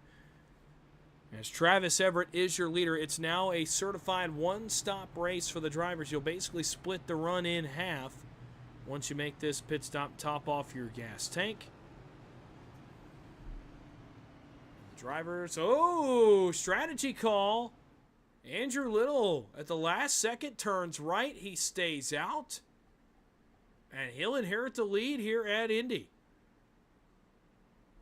Interesting decision because I'm not sure he's in the window without pitting right here. We'll see if he just leads a lap and then comes back next time and pits with a closed pit and goes to the tail end. But an interesting decision nonetheless from Andrew Little to turn right and come back out of the pit road line and lead a lap. He did get credited for leading lap 58, so perhaps that was the call. Hey, let me get the bonus point for leading a lap, then I'll come down pit, top off with fuel, and You'll get a penalty to go to the end of the longest line, but if you are the only car to pit with 1 to go, you'll be back there anyway. So it makes sense. Stay out, get a point, pit, top off your gas, have an extra lap of gas than everybody around you. It's a win-win for Little, even if he does pit right here.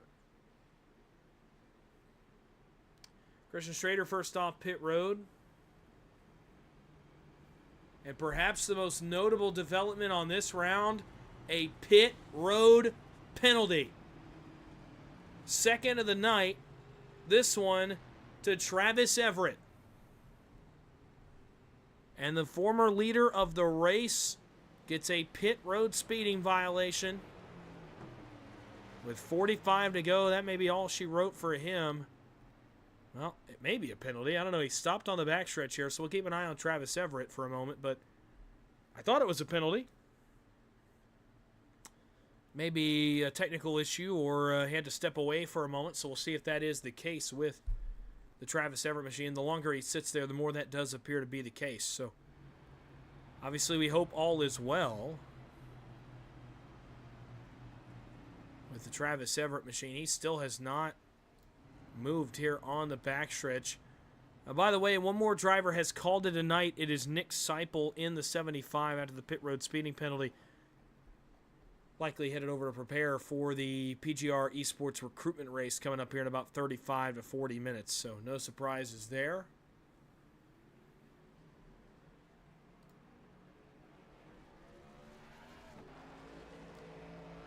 We'll go back under green here in just a moment.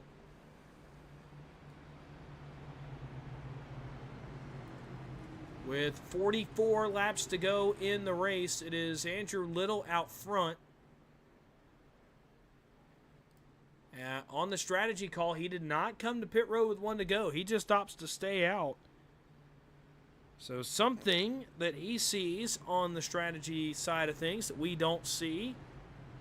I don't see how he can make it one stop at this point, but maybe he's banking on another caution or some kind of weird strategy going on here for the Waterford Concepts Group. We'll see what he decides to do here in just a moment. Christian Strader's going to line up alongside him. They'll be followed by Cody Eldred and Harold Watkins. Behind them, Rusty Modesty and Brandon Beauchamp, 5th and 6th. Then Stephen Luttrell and James Catrone. Greg Bourbonier, 9th. Jerry Culver in 10th. Matt Hayden, 11th. Stephen Rasick in 12th. GT Urzuri, 13th. Travis Everett, 14th. And Garrett Caswell in 15th. Everett has started to move again, so whatever was going on with the Black Rifle Mustang, it is fixed here. About to go back under the green. He will catch the field as they work through turns 3 and 4. 44 laps to go. That means only 1 pit stop remaining. Oh, man, something's wrong with GT Urzuri, too, as he pulls into his spot here 5th on the racetrack. Let's see if Everett, number 1, gets back in time. They're actually going to kick the lights back on here, so something's gone on here with Travis Everett. They're actually going to allow him to get his spot back, it looks like, so we'll wait on that. The lights come back on. We'll go 1 extra lap as Everett will file into line. Up here in the 5th position, maybe the 3rd position. It'll be the 3rd position, so he'll file in line. We'll go 1 more. We'll go green with 43 laps to go.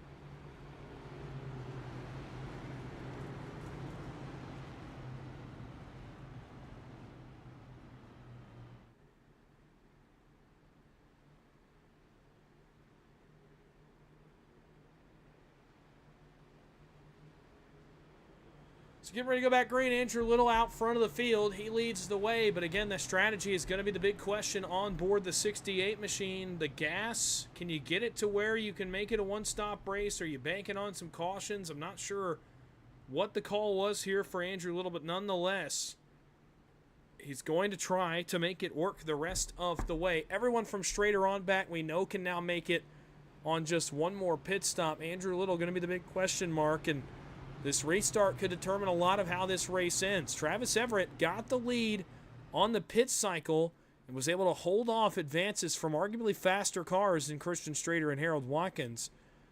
If he can get a good enough restart behind Andrew Little and get back to the front, imagine it would be much of the same again, and it becomes not only the strategy game, when do you pit? Obviously, you want to make it a one-stop race, but also you got to get past the 13 for Christian Schrader, who's led a lot of laps tonight.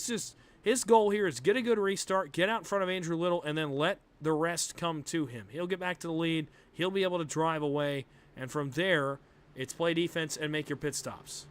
Travis Everett is hoping. Schrader does not go. Andrew Little gets a really good jump, and Everett can jump out front of Schrader, and then he can go take advantage and capture the lead and drive away.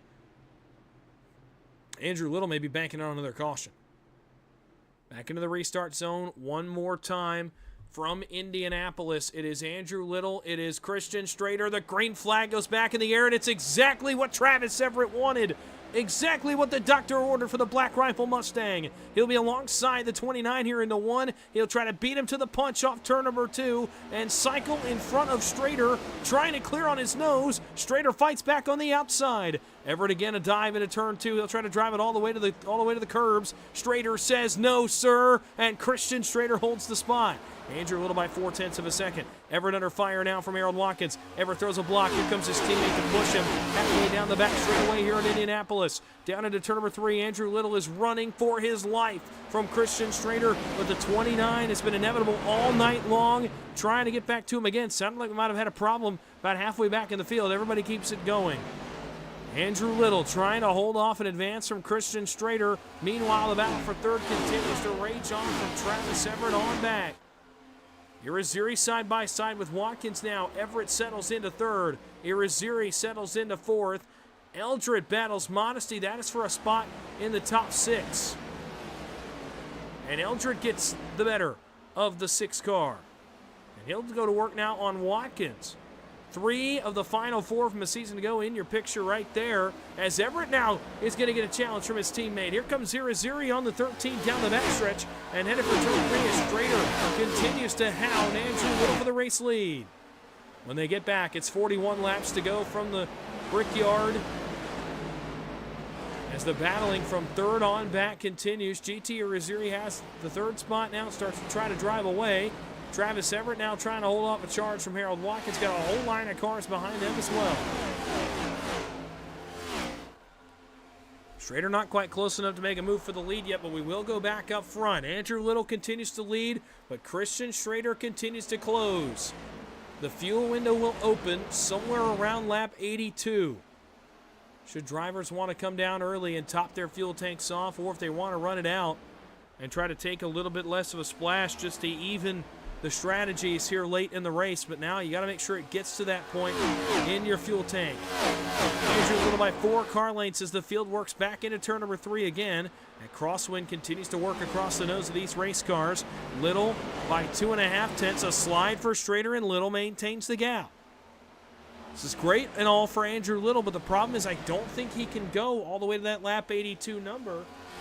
You're going to have to make it to get to the end of this race. At the line, 40 laps to go from Indy. So a long way to go. Still 1 pit stop to be made, and then from there it's a full fuel run to the end. It's not a splash like a quick half-a-second pit stop. It's going to be basically a full fuel stop. If you go a little bit early, obviously you'll be taking a little bit less, but what do you want to weigh that? Travis Everett made it work on the last restart, on the last pit cycle, excuse me. He made it work, but will somebody else be able to make it work? Andrew Little still holding off the advances from Christian Schrader. GT Irizarry starts to find his way into this battle for the win. Watkins under fire from Modesty, but he's working on Travis Everett for that 4th position. Cody Eldred's in that battle as well. Stephen Luttrell up to 8th. Best running spot for him tonight. James Catrone fends off Greg Bourbonier. That is for 9th. As Garrett Caswell and Matt Hayden go at it for 12th. So a few battles all over the racetrack. We keep it up front as Christian Schrader continues to hound Andrew Little potentially for the victory. He's going to get as close as he's gotten right here off turn number 2. This is the closest the gap has been since we went back under the green flag. Next time by 38 to go. Travis Everett going to lose a couple spots. He loses the spot to Modesty. He'll lose one to Eldred. He'll now come under fire from Stephen Luttrell for 7th. All of a sudden, Everett has fallen off a complete cliff. Here comes Christian Strader, looking for back-to-back and the first 3-time winner of the season. He'll get a nice drive off turn number 4, and down the long front straightaway, they'll cross the yard of bricks within half a car length of each other. Little snakes down, trying to break the draft. Strader trying to stay in behind in the wake of that 68 car. Back off into 1, 38 laps to go. Again, about 15 laps short of those pit stops we expect for the leaders. We expect Andrew Little about 5 to 10 laps earlier than that. Strader drops about a 10th there. He'll try to drive back up to the back bumper. Meanwhile, Irizarry starting to come under fire from Harold Watkins. He's lost half a second to the leaders now as they work down the back straightaway. It's really mano-a-mano right now for potentially the win. It's at least for the lead. It could be for the victory. When all is said and done, Little runs a little too high. Can he drive it off the corner? No, he cannot. Strader's there, too wide, but Little throws the door shut in his face and says, nope, you're going to have to work harder than that. And now 2/10 again, the gap. Strader has to reset, rethink, and remodel his approach.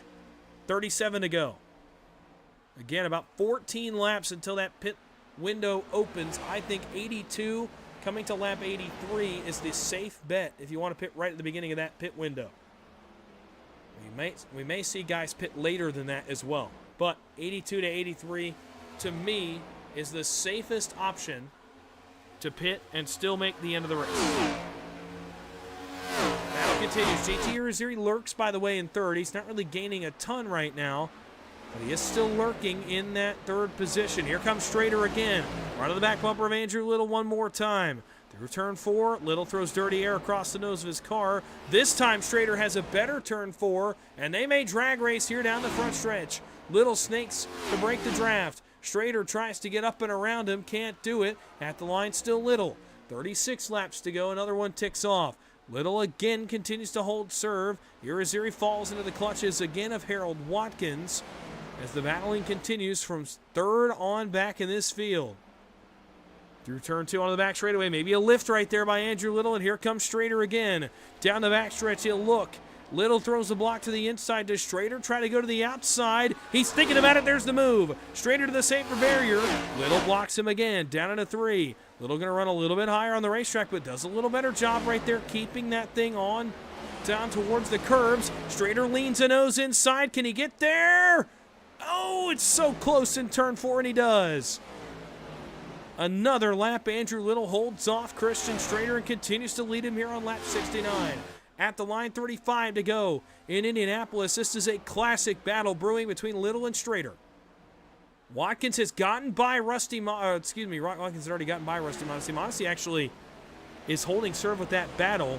Meanwhile, Cody Eldred trying to hold off Travis Everett as they both try to hold off Stephen Luttrell, who's hanging around. And no other really battles on the racetrack other than that. It's mano-a-mano. GT Irizarry is losing time to these two leaders. These two are the only two within shouting distance of each other. As they work back into turn number 3, another run up here from Strader. The worst thing that can happen for Strader is if he does not get by this 68 by the time we run 12 more laps and it's time to pit. Off turn 4, Little continues to lead the way. Down the front stretch, he'll snake a little bit, not as much that time as he starts to pull away just a little bit from Christian Strader. Back into turn 1 again. Both these cars have to make pit stops. Everyone does. No one, to me, is really close enough to undercut here. It hasn't been as effective tonight as it was at other tracks that were a little bit harder on the tires. And as the 3rd place on back cars start to lose ground, it's going to be even less justifiable to undercut, or perhaps even more justifiable for some to try to undercut. Watkins has run down Irizarry, but we'll keep it up front because the battle for the lead heats up once again. Andrew Little continues to defend from Christian Strader, and again he forces a lift out of the 29, and again he'll pull now his biggest lead yet on this run, 0.4 of a second. With that being said, we'll go back here to the battle for 3rd for a moment and check out Irizarry as he tries to hold off Harold Watkins, trying to get in position to win. Meanwhile, Stephen Luttrell is falling into the clutches of James Catrone. That will be for 7th. Matt Hayden's comeback has kind of been cut off here at the source. It is 11th so far for Hayden Same with Garrett Caswell. Ran well early in the race, but now runs back in the 12th spot after misfortune earlier in the night. Irizarry and Watkins, best battle on the speedway right now. Besides Trona and Culver, which is for 8th. To turn 3. Irizarry 3rd, Watkins 4th.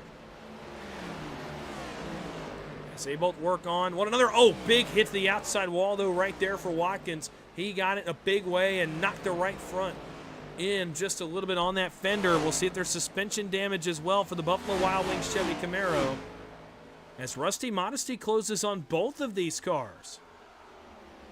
But up front, it's another battle for the lead. Christian Strader going to take another shot here at Andrew Little, who continues to take Strader's best punch. And if Little can make it to the pit lap, this is going to be a really interesting cycle. Andrew Little, I'm not sure what he's got underneath the tank of this 68 car. But somehow, some way, he's been able to make it this far. I'm a little bit surprised he's even made it as far as he has. Strader looks underneath again, though. This is his best run to him yet. Into turn number 4, Strader will look low, and again, Little will run his lane and force a lift. This is great defense by Andrew Little. I mean, he's doing it picture perfect with the air off the back of the car, with the taking away Strader's lane. Just playing masterful defense is Andrew Little, and he's only got a stretch at about another 8 laps, maybe 7, and really a stretch would be 6. So he's not got a ton of time to go before he could really put some pressure on Christian Strader. I mean, if he can get to the pit lap with Strader still behind him, he may have made the call of the night to stay out on that caution flag. Irizarry, meanwhile, hounded by a few cars back there. That's for 3rd. But we got to keep it up front for a moment, because here comes Strader again. You feel like it's only a matter of time until Strader gets past the 68, but, man, you just don't know. Because every time he gets close, he's forced to lift. Back here in this battle, Modesty on Everett. It's actually already a battle on the racetrack. Modesty had gotten by Irizarry. Actually, Watkins gets by both of them, and that now provides a wrinkle, because Harold Watkins on long runs is so crisp. If he can try to run some of his better laps of the race, he'll likely be in this battle for the lead. A problem up ahead of them. Christian Strader's had an issue behind Andrew Little, and Little can now take a breath. And more importantly, perhaps, save some fuel. 1.4 seconds separate himself and Christian Strader. Strader going to try to drive the wheels off, and Harold Watkins is closing in now. Watkins has been the closer so many times in this series. Won it on late restarts, won it on late pit strategy. Trying to make it happen now tonight. Travis Everett has rebounded all the way to 5th after his early problems on the restart. He gets back by Rusty Modesty, and now will go to work on his teammate Irizarry for 4th. Strader cuts 3/10 there since the mistake, and Andrew Little appears to either be saving fuel or just taking it easy, trying to make it to that lap 82 number. Off turn number 2, down the back straightaway once again. Andrew Little by 9/10 over Christian Strader. 6 laps until the final pit stop.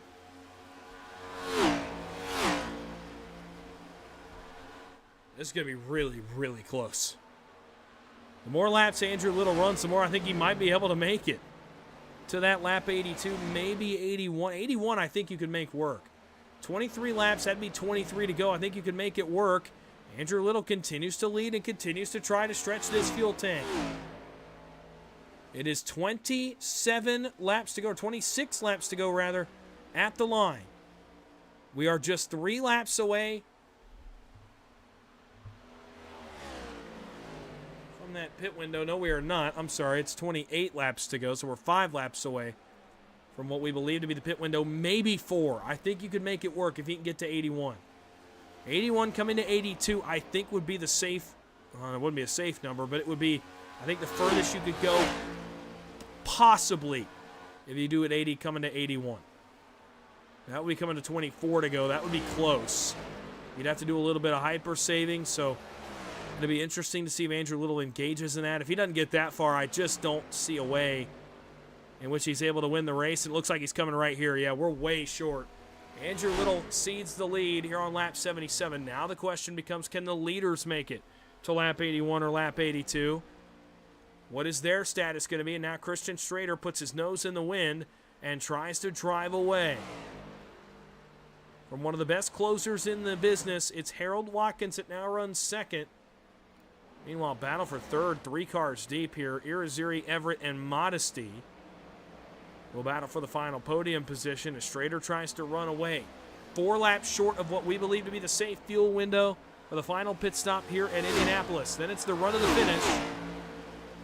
Someone will kiss the bricks once this race ends. Everett underneath Irizarry, that's for third. Irizarry lets him go, as Travis Everett found something here late in the going. Christian Strader was quick last time by, 52.7. Really good lap for Strader last lap. Let's see what this one is for Strader at the line. Even better, a 52.65. 3.5 tenths better than Watkins. 2.5 tenths better than Everett. 7 tenths better than Irizarry and the rest of the field.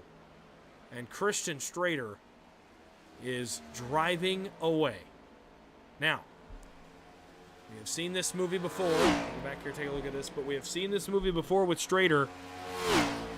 He will do this, but there is still a pit stop. And if you're a longtime viewer of the content, there goes Rusty Modesty. That's for fourth on Irizarry. If you're a longtime viewer of the content, crossover. Here comes Irizarry back to the bottom as Modesty got a little high there in turn 3, but he'll have that outside lane for turn 4. Let's see if he can use it to his advantage here onto the front straightaway. He will, but they'll drag race anyway. But with Strader, as Modesty captures that spot back. With Christian Strader, he's been this far out front before, and then a pit road penalty, a pit road spin, missing his box. I mean, if you're a longtime viewer of the content, a number of ways that Christian Strader on pit road with the lead has found a way not to go to victory lane, hoping that does not happen tonight. Again, 81 coming to 82, which would be 1 lap from now. No, sorry, 2 laps from now. No, sorry, 1 lap from now. 24 to go, coming to 23 to go is I think the earliest possible way they could pit. Strader bypasses, so we know he'll be in the window. Let's see if anybody behind him opts to come to pit road. So far, no takers. But this is going to be the first lap where I think you could pit and make it. Next lap, coming to 22 laps to go, I think is where you could be pretty safe. If you do that, though, you got to really hope there's no overtime. So if guys can stretch it a little bit further, you got to think they'll stretch as long as they can. Strader, I mean, he's running qualifying laps right now. This is insane. He's come back to earth a little bit, but still is the fastest car on the speedway. But he has pretty notably backed his pace off. You can tell his pace a little bit slower, and he's still running away. All right, here's the lap where the window will open. Strader will stay off pit road. Let's check Watkins. Nothing there either. How about Travis Everett? Nobody home. Leaders all stay out again. Next time now, we're well in the window from what I have heard from the drivers is the pit window. So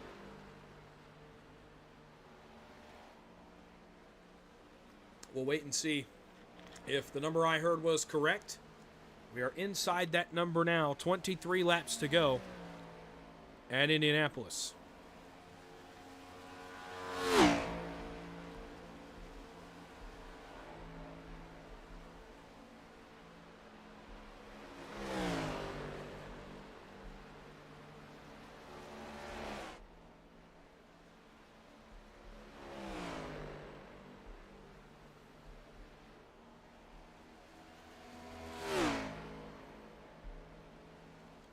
Christian Strader continuing to lead the way. 22 to go.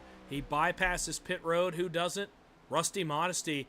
Notably here, if these guys take tires, Jerry Culver's on pit road also. Undercutting the field, worked to gain some track position for Travis Everett earlier. We'll see if Rusty Modesty and Jerry Culver can make it work here.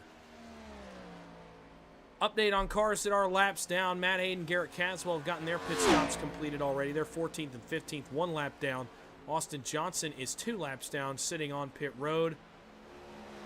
Nick Seipel, again, called it a night earlier. Mike Martino did as well very early in the race. Modesty, Culver, Racing, Beauchamp on pit road. Andrew Little is still trying to recover from his early pit stop. Here comes the leader. Christian Strader onto the pit lane with 22, make it 21 to go. Watkins will follow. Irizarry will follow. Everett will follow. Luttrell, Bourbonnier, the Exodus is on. Catrone. And now that leaves Cody Eldred. Will he also bring his car to pit road? He will. The man that could benefit here is Andrew Little. It's going to be real interesting to see, but the problem is I just don't think he can go the whole distance on fuel. So even if he does inherit the lead here on pit road, as Strader gets cleanly into his box, I'm just not sure he can go the whole distance. Curious to see if anybody goes no tires here or goes fuel only. And one car did. I thought one car did. It was Rusty Modesty, but Modesty showing on the tail in the lead lap. So Modesty on his pit had a penalty incurred as well. Andrew Little is not going to get back to the leaders here, I don't think. And he almost certainly will not. He'll get back to Watkins perhaps, but that's about as close as he'll get. Strader, a really good pit stop on and off the jack. Little is going to get back to second, but that's as close as he will get to Christian Strader. And now it's just a matter of, can you hold off one of the best in the business in Harold Watkins, who will be running from third. Again, we don't think Andrew Little has the fuel to make it from that second position. It's Strader against Watkins right now in my mind. As they come off turn number 4, it will be 20 laps to go.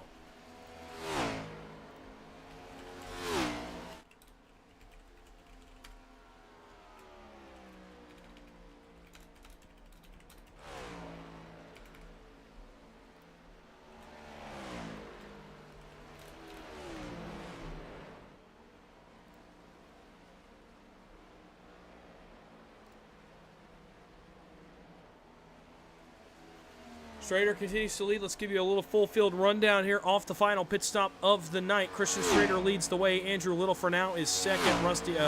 Harold Watkins is third. Travis Everett is fourth, and GT Irizarry runs fifth. Matt Hayden back up to sixth. Stephen Luttrell is seventh. Greg Bourbonnier is eighth. Jerry Culver is ninth, and James Catrone is 10th. Cody Eldred is 11th on the racetrack right now with Garrett Caswell in 12th. Stephen Rasick 13th. Brandon Beauchamp 14th. Rusty Modesty 15th. Austin Johnson is on pit road 2 laps down. Actually has made his way back onto the speedway 2 laps down. He is 16th. Nick Seipel and Mike Martino 17th and 18th. The only 2 cars to retire from tonight's race. Strader continues to lead the way. He is just 18 laps away from what would be a 3rd victory on the season. I know it says he's on pit road. Ignore that. It's a common overlay error that we have. He is not on pit road, obviously. But he'll be coming back to 18 laps to go, and he's just got to manage his marks. He's driving away still, so he doesn't have to drive super hard. He just has to manage, protect his stuff, and he is well on his way to a potential 3rd victory of the season. For Harold Watkins, a get-right race for the 3 machine. He looks much closer to that championship form that we're used to. Going to be interesting on Andrew Little here to see if he can stretch that fuel out. I don't think he can, but he's going to try. Travis Everett 4th. He'd be the beneficiary of Andrew Little. If he has to come back to pit road, Everett would likely finish 3rd. GT Irizarry, Matt Hayden. Good runs for a lot of guys tonight. Stephen Luttrell in 7th. That's a good points night for him, too. Our Atlanta winner. Greg Bourbonnier, another top 10 on his season.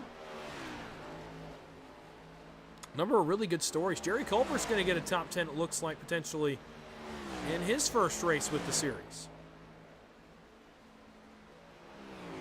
Christian Strader works his way off turn number 4, continuing to drive away from the field behind him. It will be 17 more trips around the Brickyard for the Reese's Mustang as he continues to work this late portion of the race.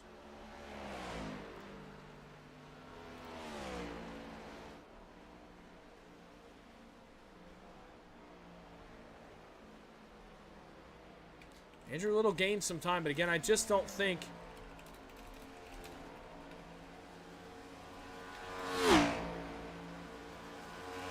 just don't think he can make that fuel work. He's going to try, and I respect the strategy call, but I just don't think he's going to be able to make it work for now, though. He runs second. Actually, had run down Christian Strader by about 0.3.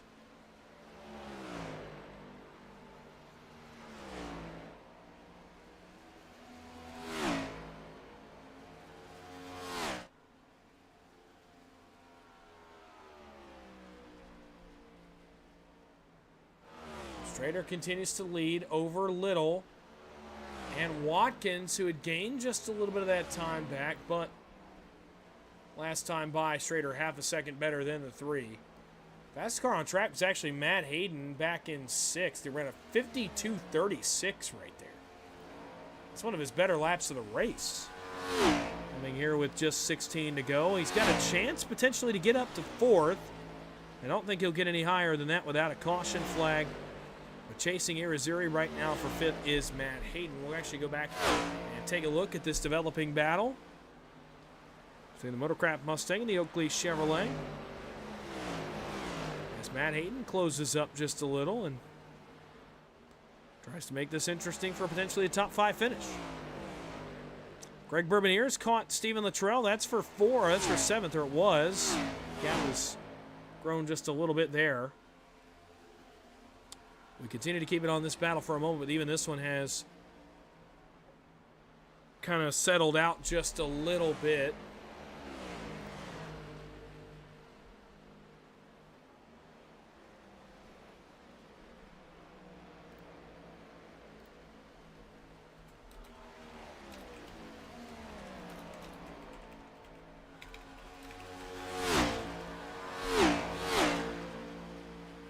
Continues to work around. Oh, hold everything.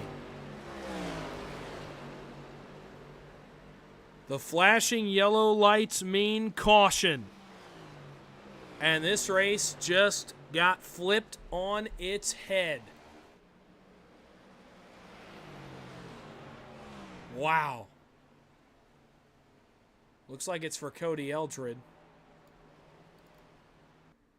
We'll take a look. Maybe not. But it looked like it was. Well. Nope. Does not appear that way.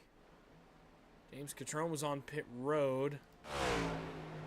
Rusty Modesty gets the wall, but holds on to it. I'm not sure what the caution's for here.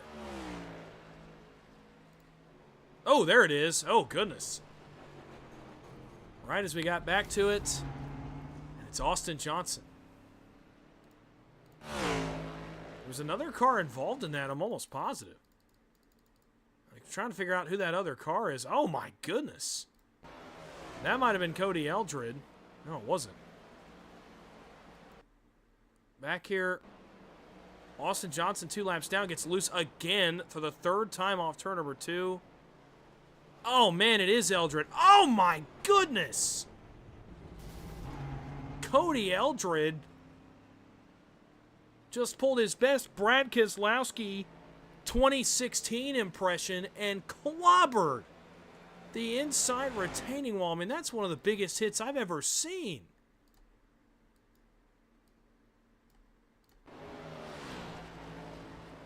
See Johnson up ahead. He's going to spin and collect one other car. I think it might have been Jerry Culver. Oh, that's not a good camera angle at all. Let's go to one we can actually see. What happens to Eldred here? Watch this hit for Cody Eldred. My goodness, this is a whale of a hit. Oh! And it expires the engine, which means Eldred's going to have to tow to pit road. A good night, a decent night gone really bad in a hurry. For Cody Eldred, let's go on board. Let's watch a couple more angles. Let's watch the spectator camera first. As he got into this incident, but then let's go on board with Eldred and just see the magnitude of this hit. You see Johnson up ahead. He got loose for the 3rd time in the same spot.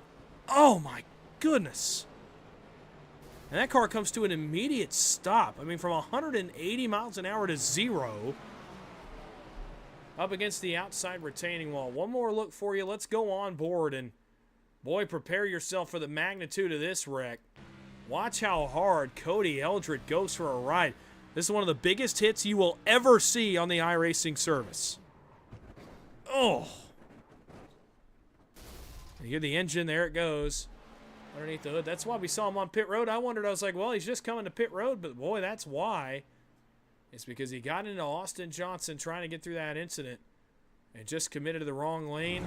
Johnson's back on pit road. Jerry Culver's on pit road. Modesty, Caswell, and Beauchamp are as well, and that changes a lot. Andrew Little, that's the caution flag he needed as he comes to pit road, and everybody else did too. Everett, Irizarry, Watkins also pit. The top 6 stay out. Strader, Luttrell, Rasick. I think Little actually might have come to pit road, so maybe Little on back comes to pit road. The top 3 stay out. Strader, Luttrell, and Steven Rasick, and now it's late race restart time at Indianapolis. Let's get it re-racked. Christian Strader inside row 1. Steven Luttrell looking for win number 2 on the year. Will be on the outside of the front row. And from there, it's a big-time shuffle. Steven Rasick runs 3rd. Andrew Little runs 4th now as one of the only cars to be able to fend off Christian Strader tonight. He'll restart 4th.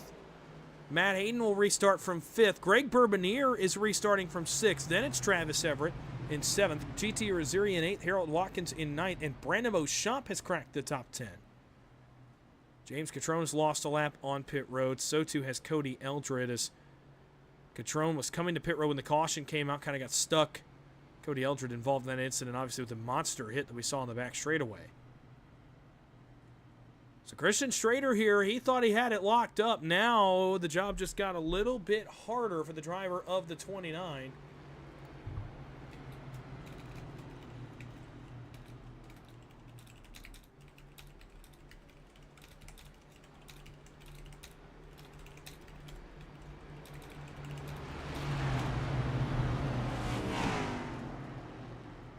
So Strader now in, ironically, if you watch the Brickyard 400 back on Sunday, ironically enough, this is almost exactly the situation that Bubba Wallace found himself in. Leading the race, cruising to a win. A caution comes out and you got to go win it on a restart. And for Christian Strader, got to imagine the frustration is pretty evident for the driver of the 29, but nonetheless, as a driver, you got to regroup.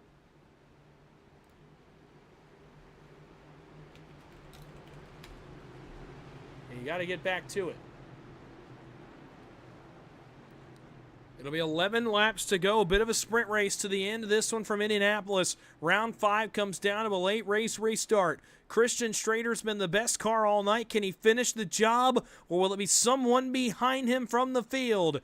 Green flag back in the air. We're back underway from Indianapolis. Strader with a big jump. Now it's going to be who took tires back there that can now run a little bit harder than everybody else. Luttrell to second. Little on the outside trying to get 3rd from Rasick, as behind them they start to scramble. Travis Everett battles Harold Watkins. That is for 7th. And that would be the first group of cars, I think, that could run down this leader. Rasick's out of line. Andrew Little got in the outside wall. Matt Hayden trying to take advantage to get forward to 3rd.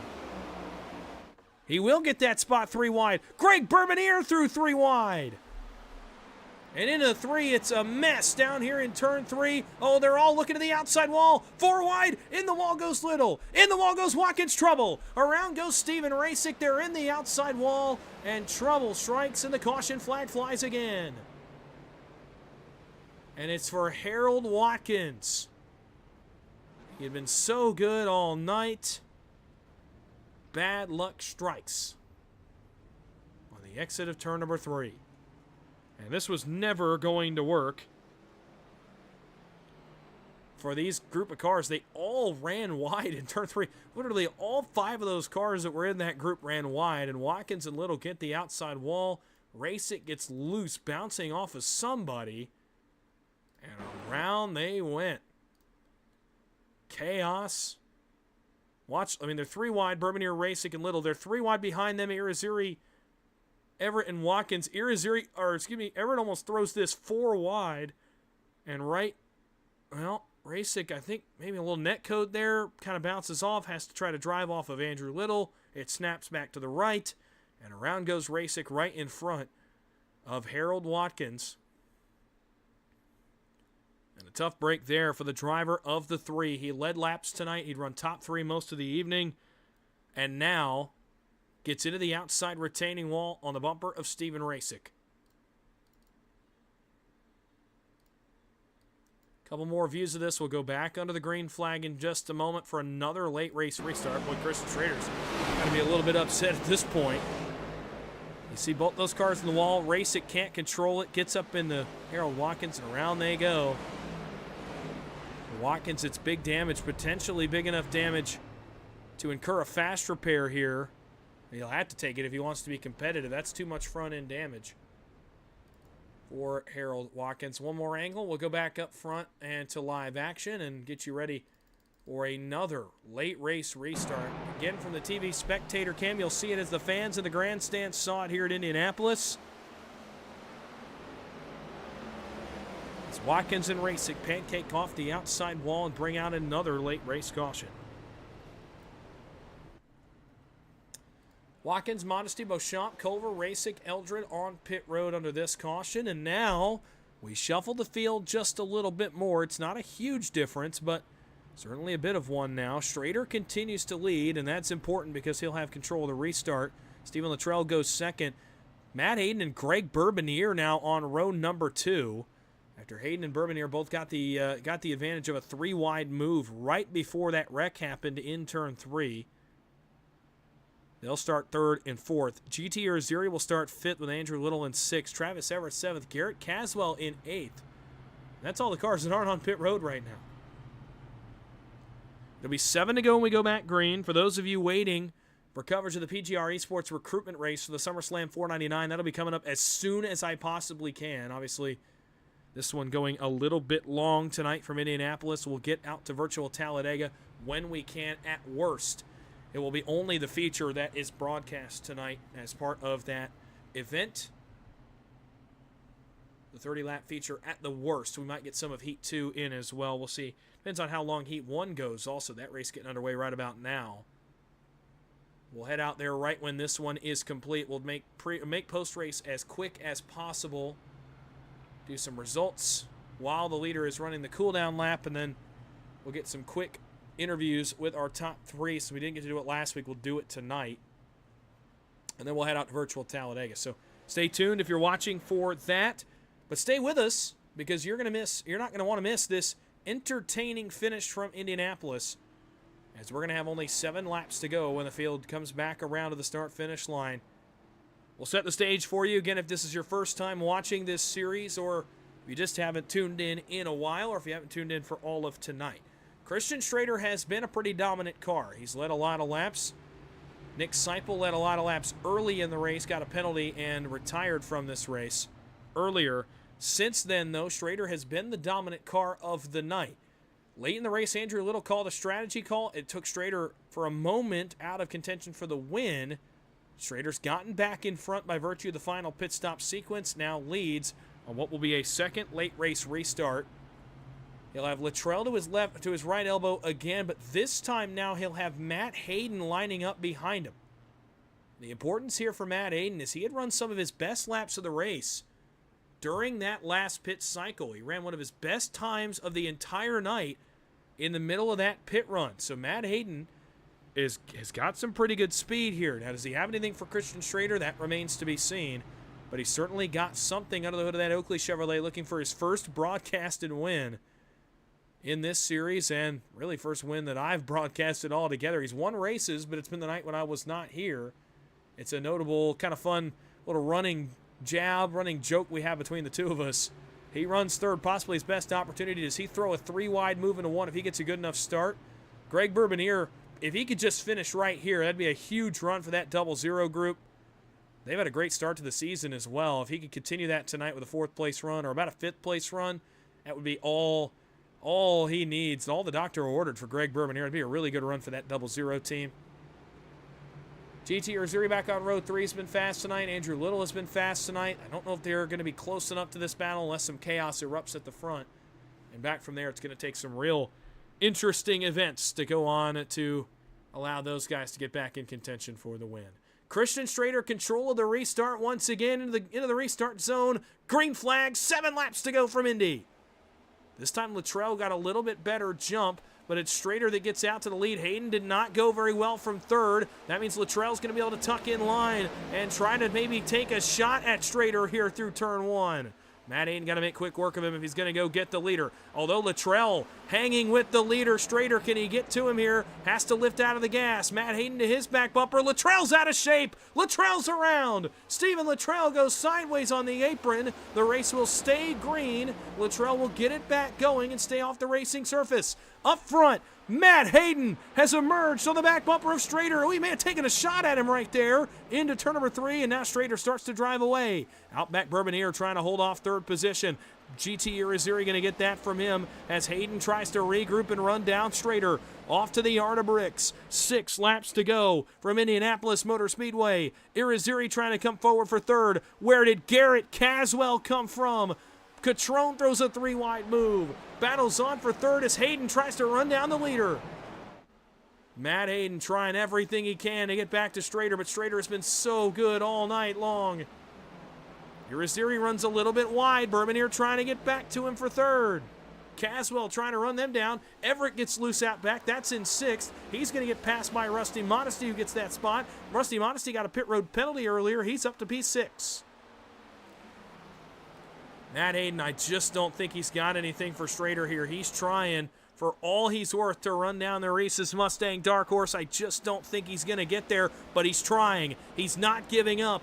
At the line, it will be 12.5 miles around Indianapolis. Strader blocking, trying to get away from the draft. Matt Hayden's within 2 car lengths. He can see a potential victory at the Brickyard. Through turn 1. Strader just trying to hit his marks. Matt Hayden running a really good line right there, though. That's a really good turn 1 from Matt Hayden. Can he get it in turn 2? No. Strader a little bit better. Matt Hayden missed his line just a little bit, and we'll lose some time right there. Strader snaking again. Irizarry's not out of this either. He's a 2.5 back of the leaders in closing. Bourbonnier 4th, trying to hold off Garrett Caswell and just finish where he's at. Through turn 3. Coming back 10 miles to go. Matt Hayden trying everything he can to get back to Strader. But Christian Strader's been so good all night long and looking to finish the job. But he again runs this higher line in turn 4 that allows Matt Hayden to kind of pick up a little bit of time. Down off turn number 4, back to the start-finish line. 4 laps to go. Garrett Caswell falls into the hands of Rusty Modesty. That's for 6th. He's trying to throw blocks. Up front, still Strader. Then Hayden. Then Irizarry, who closes to within a 1.5 seconds. I don't think it's going to be enough time for Irizarry. Hayden, for a moment, I thought was going to get there. Now Strader starts to set sail.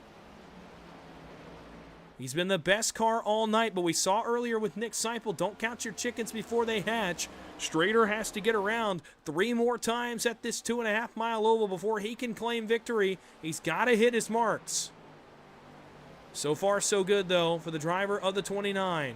As Irizarry closes in on Hayden, Greg Bourbonnier, though, for now is comfortably in 4th. We'll see if he can maintain that run where he's at right now. Off turn 4 down the front stretch. Strader again going to snake. I don't think he needs to this time, but he will anyway. 3 laps to go. Into turn 1, Strader by 0.6 seconds, driving away 6.5. It'll be 7 by the time they reach the backstretch, and Hayden may be all out in turn 2. He gave it a run, but Strader just too good. On some of these intermediate ovals, he starts to pull away now from both Hayden and Irizarry. It got a little hairy. He's still got to make it to the white flag, by the way. No guarantees this race doesn't have another caution flag in him. Well, Hayden closes a little bit there in turn 3. Loses it again at the exit of turn 3, but not going away is the Oakley Chevy. He's really not close enough right now to do much, though. 7/10, not really close enough to get a huge draft. Popsicle sticks from Barney the Flagman at the line. 2 laps to go in Indy. If we get around one more time, it will be all she wrote potentially for the field behind Christian Strader. GT Irizarry closing quickly on Matt Hayden, who's really good down here on this end of the racetrack, just not quite good enough on the other end to do any kind of catching up to the back of the 29, but he'll likely need a caution now or a slip-up from Strader that we just are not used to seeing out of the driver of that Ford Mustang. He's got to hit his marks a few more times. Down through turn 3, Hayden drives it in deep. He gets to within 0.6. That's as close as he can get, though. He really loses on exit. Schrader is driving away.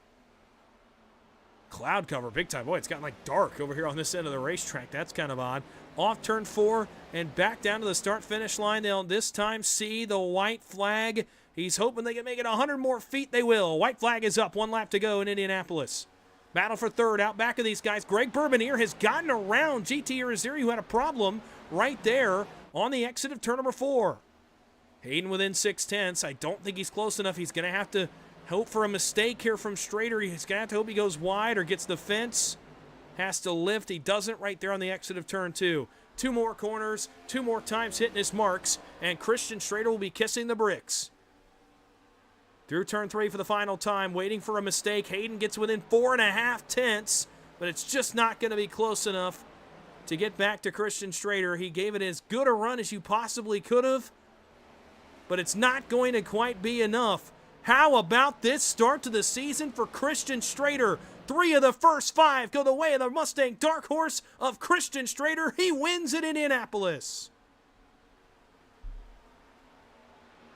Matt Hayden second, and a Herculean run from Greg Bourbonier. He'll go third. How about that for the driver of the 00? As Schrader runs the cooldown lap, we will quickly, hopefully, try to give you the race results and go into a bit of a running formation into our next broadcast. You'll see Matt Hayden come up and give Christian Schrader a little bit of a love tap there on entry to 3. Finishing results are done. Let's get those up on the screen for you. It's Christian Schrader that wins at Indy, his 3rd win in 5 races to start this season. He'll go first over Matt Hayden, who goes second. Greg Bourbonier 3rd, Rusty Modesty 4th, and Travis Everett back in 5th. GT Irizarry finishes 6th, James Catrone in 7th, Garrett Caswell 8th, Andrew Little 9th, and Steven Rasick in 10th. Jerry Culver, good run for him in his first ever tonight in 11th. Brandon Beauchamp goes in 12th. Try to get the camera switched here. Stephen Luttrell 13th, Harold Watkins 14th, Cody Eldred in 15th, Austin Johnson in 16th, Nick Seipel and Mike Martino 17th and 18th. Well, as is customary in the Challenger Cup Series, I'll give an opportunity for the winner to burn it down. Christian Schrader, your winner from Indianapolis, back-to-back wins, his 3rd of the season.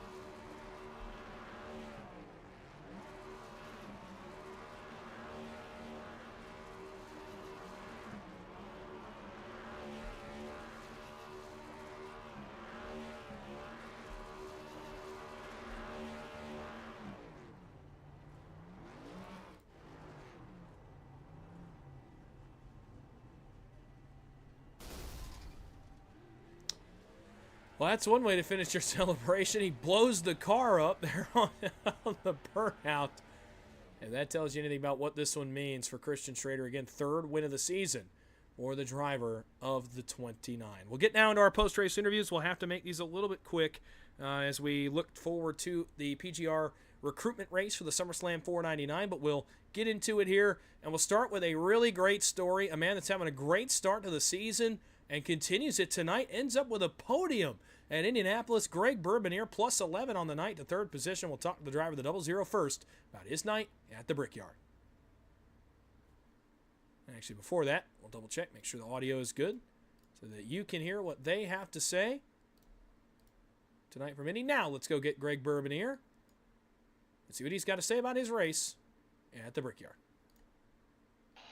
Greg, it's Dawson, the broadcast booth. You got a copy? Yeah, Dawson, how's it going? Well, look, not too bad. Look, a night that started well for you. You qualified pretty well, ran inside the top 10 for most of the evening. It kind of went awry towards the end. But, hey, sometimes late cautions can be a bit of a blessing in disguise. A pit strategy call with 8 laps to go. And then, coming off turn 4, coming to the white flag, GT Irizarry has a problem. And it places you on the podium. 3rd place at Indianapolis.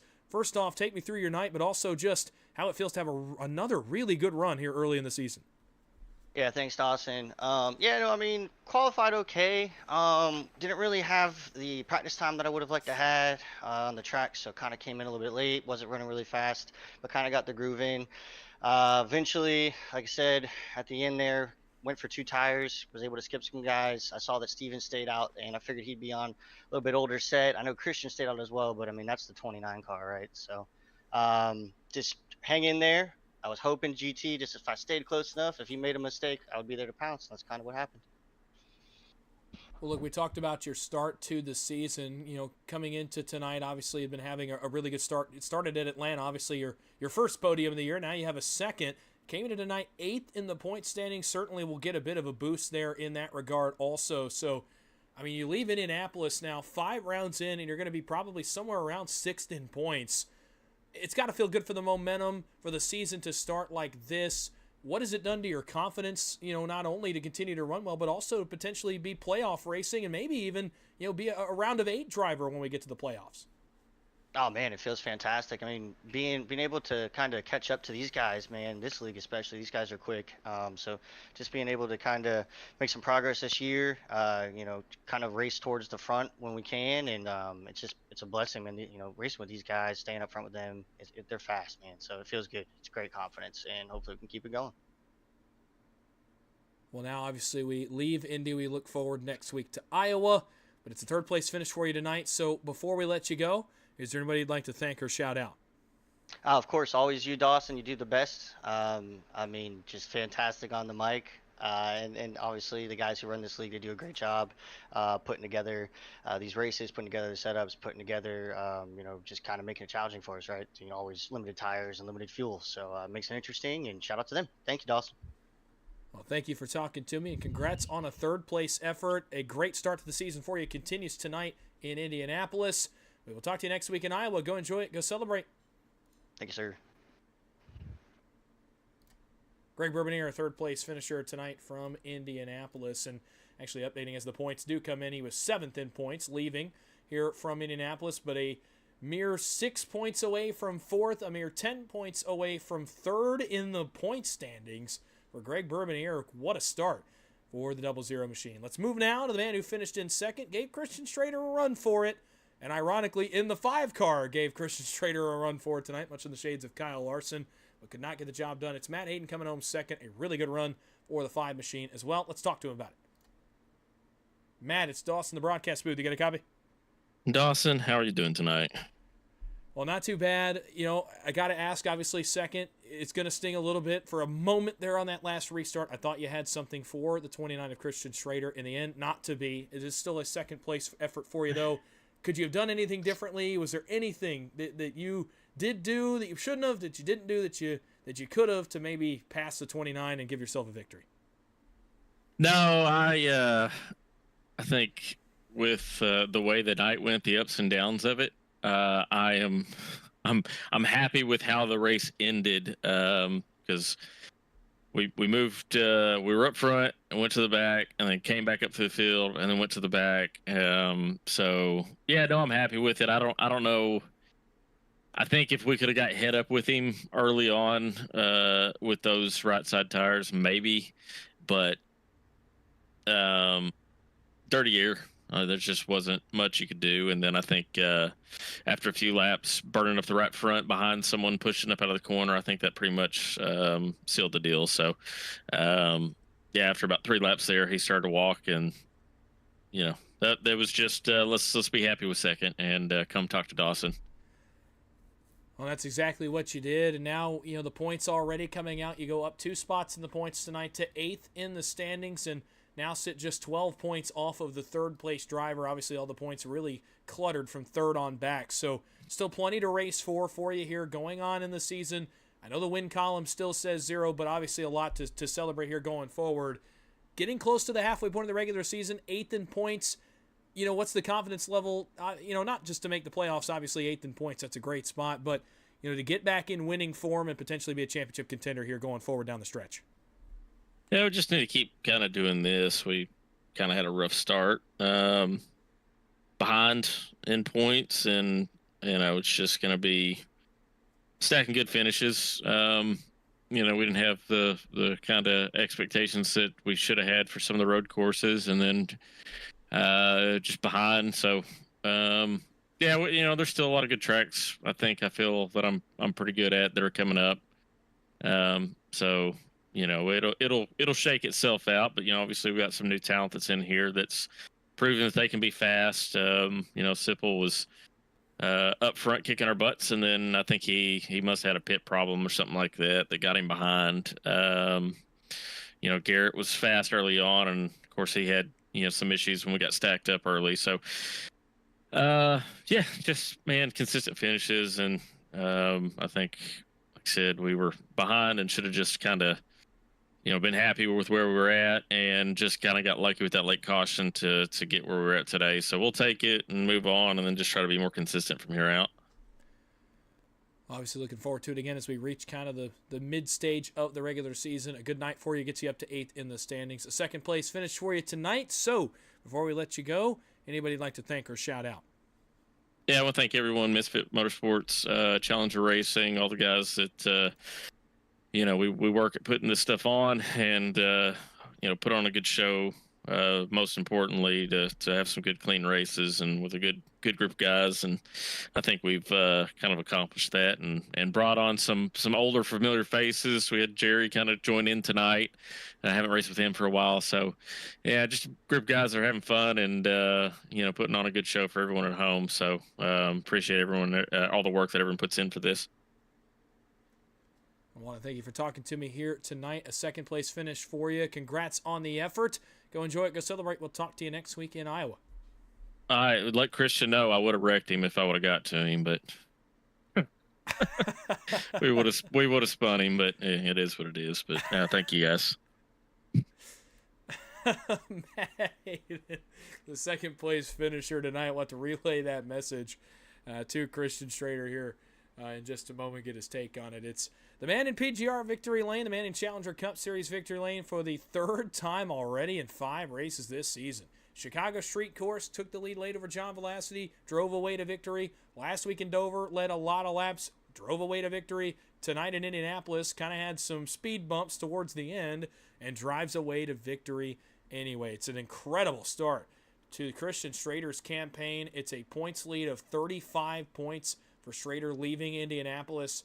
Even with a drop week in effect, he's still 33 points clear of the remainder of the field. And now the only man to win not only multiple times, but the only man to win 3 in this early season portion. Let's talk to Christian Strader. He's the man in victory lane tonight in Indianapolis. Hey, Christian, it's Dawson in the broadcast booth. You got a copy? Hey, what's up, man? Well, not too much. This late race run, we saw you driving away. You made your final pit stop, and it kind of looked like a little bit almost like Dover last week. You made the final pit stop and kind of started to drive away, and it was like, all right, he's driving into the sunset. This is going to be win number 3. Caution flag comes out with 15 laps to go. Then another caution flag once you get back to the lead on the restart. You have to do it twice. I guess the first best question is, just like a couple days ago, did you feel a little bit like Bubba Wallace out there late in this race? Yeah, I did. As soon as we got the late race caution, I was like, well, whatever I do, the entire field is going to look at it and say, I'm going to do the opposite of them. So that ended up working out. A couple people stayed out, and then bought me a little bit of time from the fresh tires.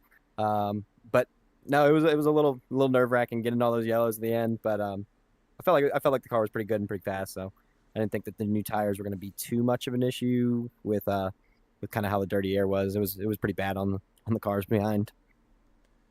Well, definitely saw that take effect late in the race. Look, win number 3 in 5 races for you. Obviously, Chicago to open your season, then Dover last week, now back-to-back here in Indianapolis.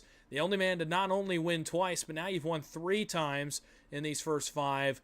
Kind of what does that do for your mindset in the season? Obviously, we expected you to be fast, but I can't imagine even you expected 3 wins in 5 races. Kind of what does that do for your mindset? You got the points lead, you got the most bonus points, you lead in every category.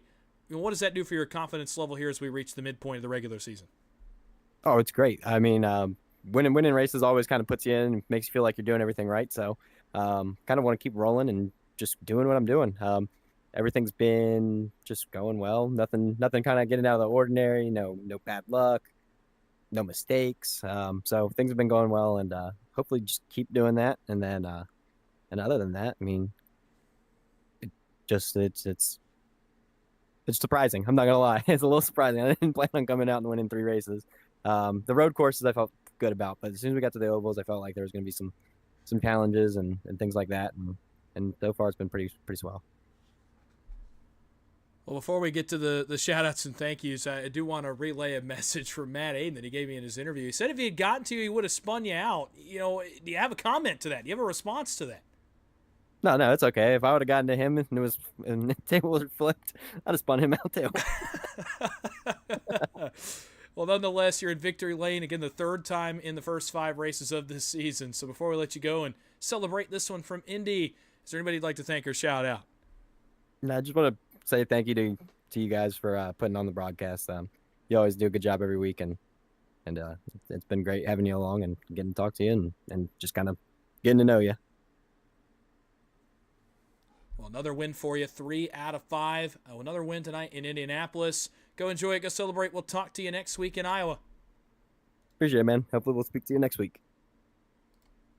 Christian Strader on quite a tear to start his season here for the Challenger Cup Series. This is going to be a really quick post-race as we kind of shift gears just a little bit here and head over to virtual Talladega. We're going to be headed right over there literally the second this broadcast ends. I'm going to be loading in the session and getting up on the broadcast over there, so stay tuned for that. The link is on the main page. It's coming up here just very shortly as we'll get that one fired up and on the way to you from Talladega. The final recruitment race for the SummerSlam 499 coming up. You have about 2 hours left to register, however long it takes this session to run out, to register for the SummerSlam 499. Get your name in, PGR eSports.com. You can race in the Gen 6 race car this weekend for a chance at $1,750 and a championship belt. And the glory to call yourself a Crown Jewel champion in PGR. Can't wait for this weekend. Hope you enjoyed tonight's race. Christian Strader wins again, 3rd out of 5. And a bit of a chaotic ending tonight at Indianapolis that we, I guess, could have seen coming after the events of this weekend. Christian Strader gets another win, leads the points, leads every category. He's off to an incredible start to his season. We'll be headed over to Talladega briefly after this. We'll pick up the action in the middle of heat number 2. Hope to see you there for that one as well. This has been coverage of the Challenger Cup Series Race 5 of Season 2 of 2025 from Indianapolis Motor Speedway. My name is Dawson Wise. You've been watching live PGR Network coverage. Are you ready to go over with us over to virtual Talladega? As we'll take you there in just a moment. Next week, Iowa Speedway, or the Iowa Corn. I'm not sure how many miles we're running, but I just wanted to use that name. We'll get started about 8:35 on the East Coast and have you for round 6 of the series next week. We'll see you in just a moment for that recruitment race. Until next time, I'm Dawson Wise. Have a good night.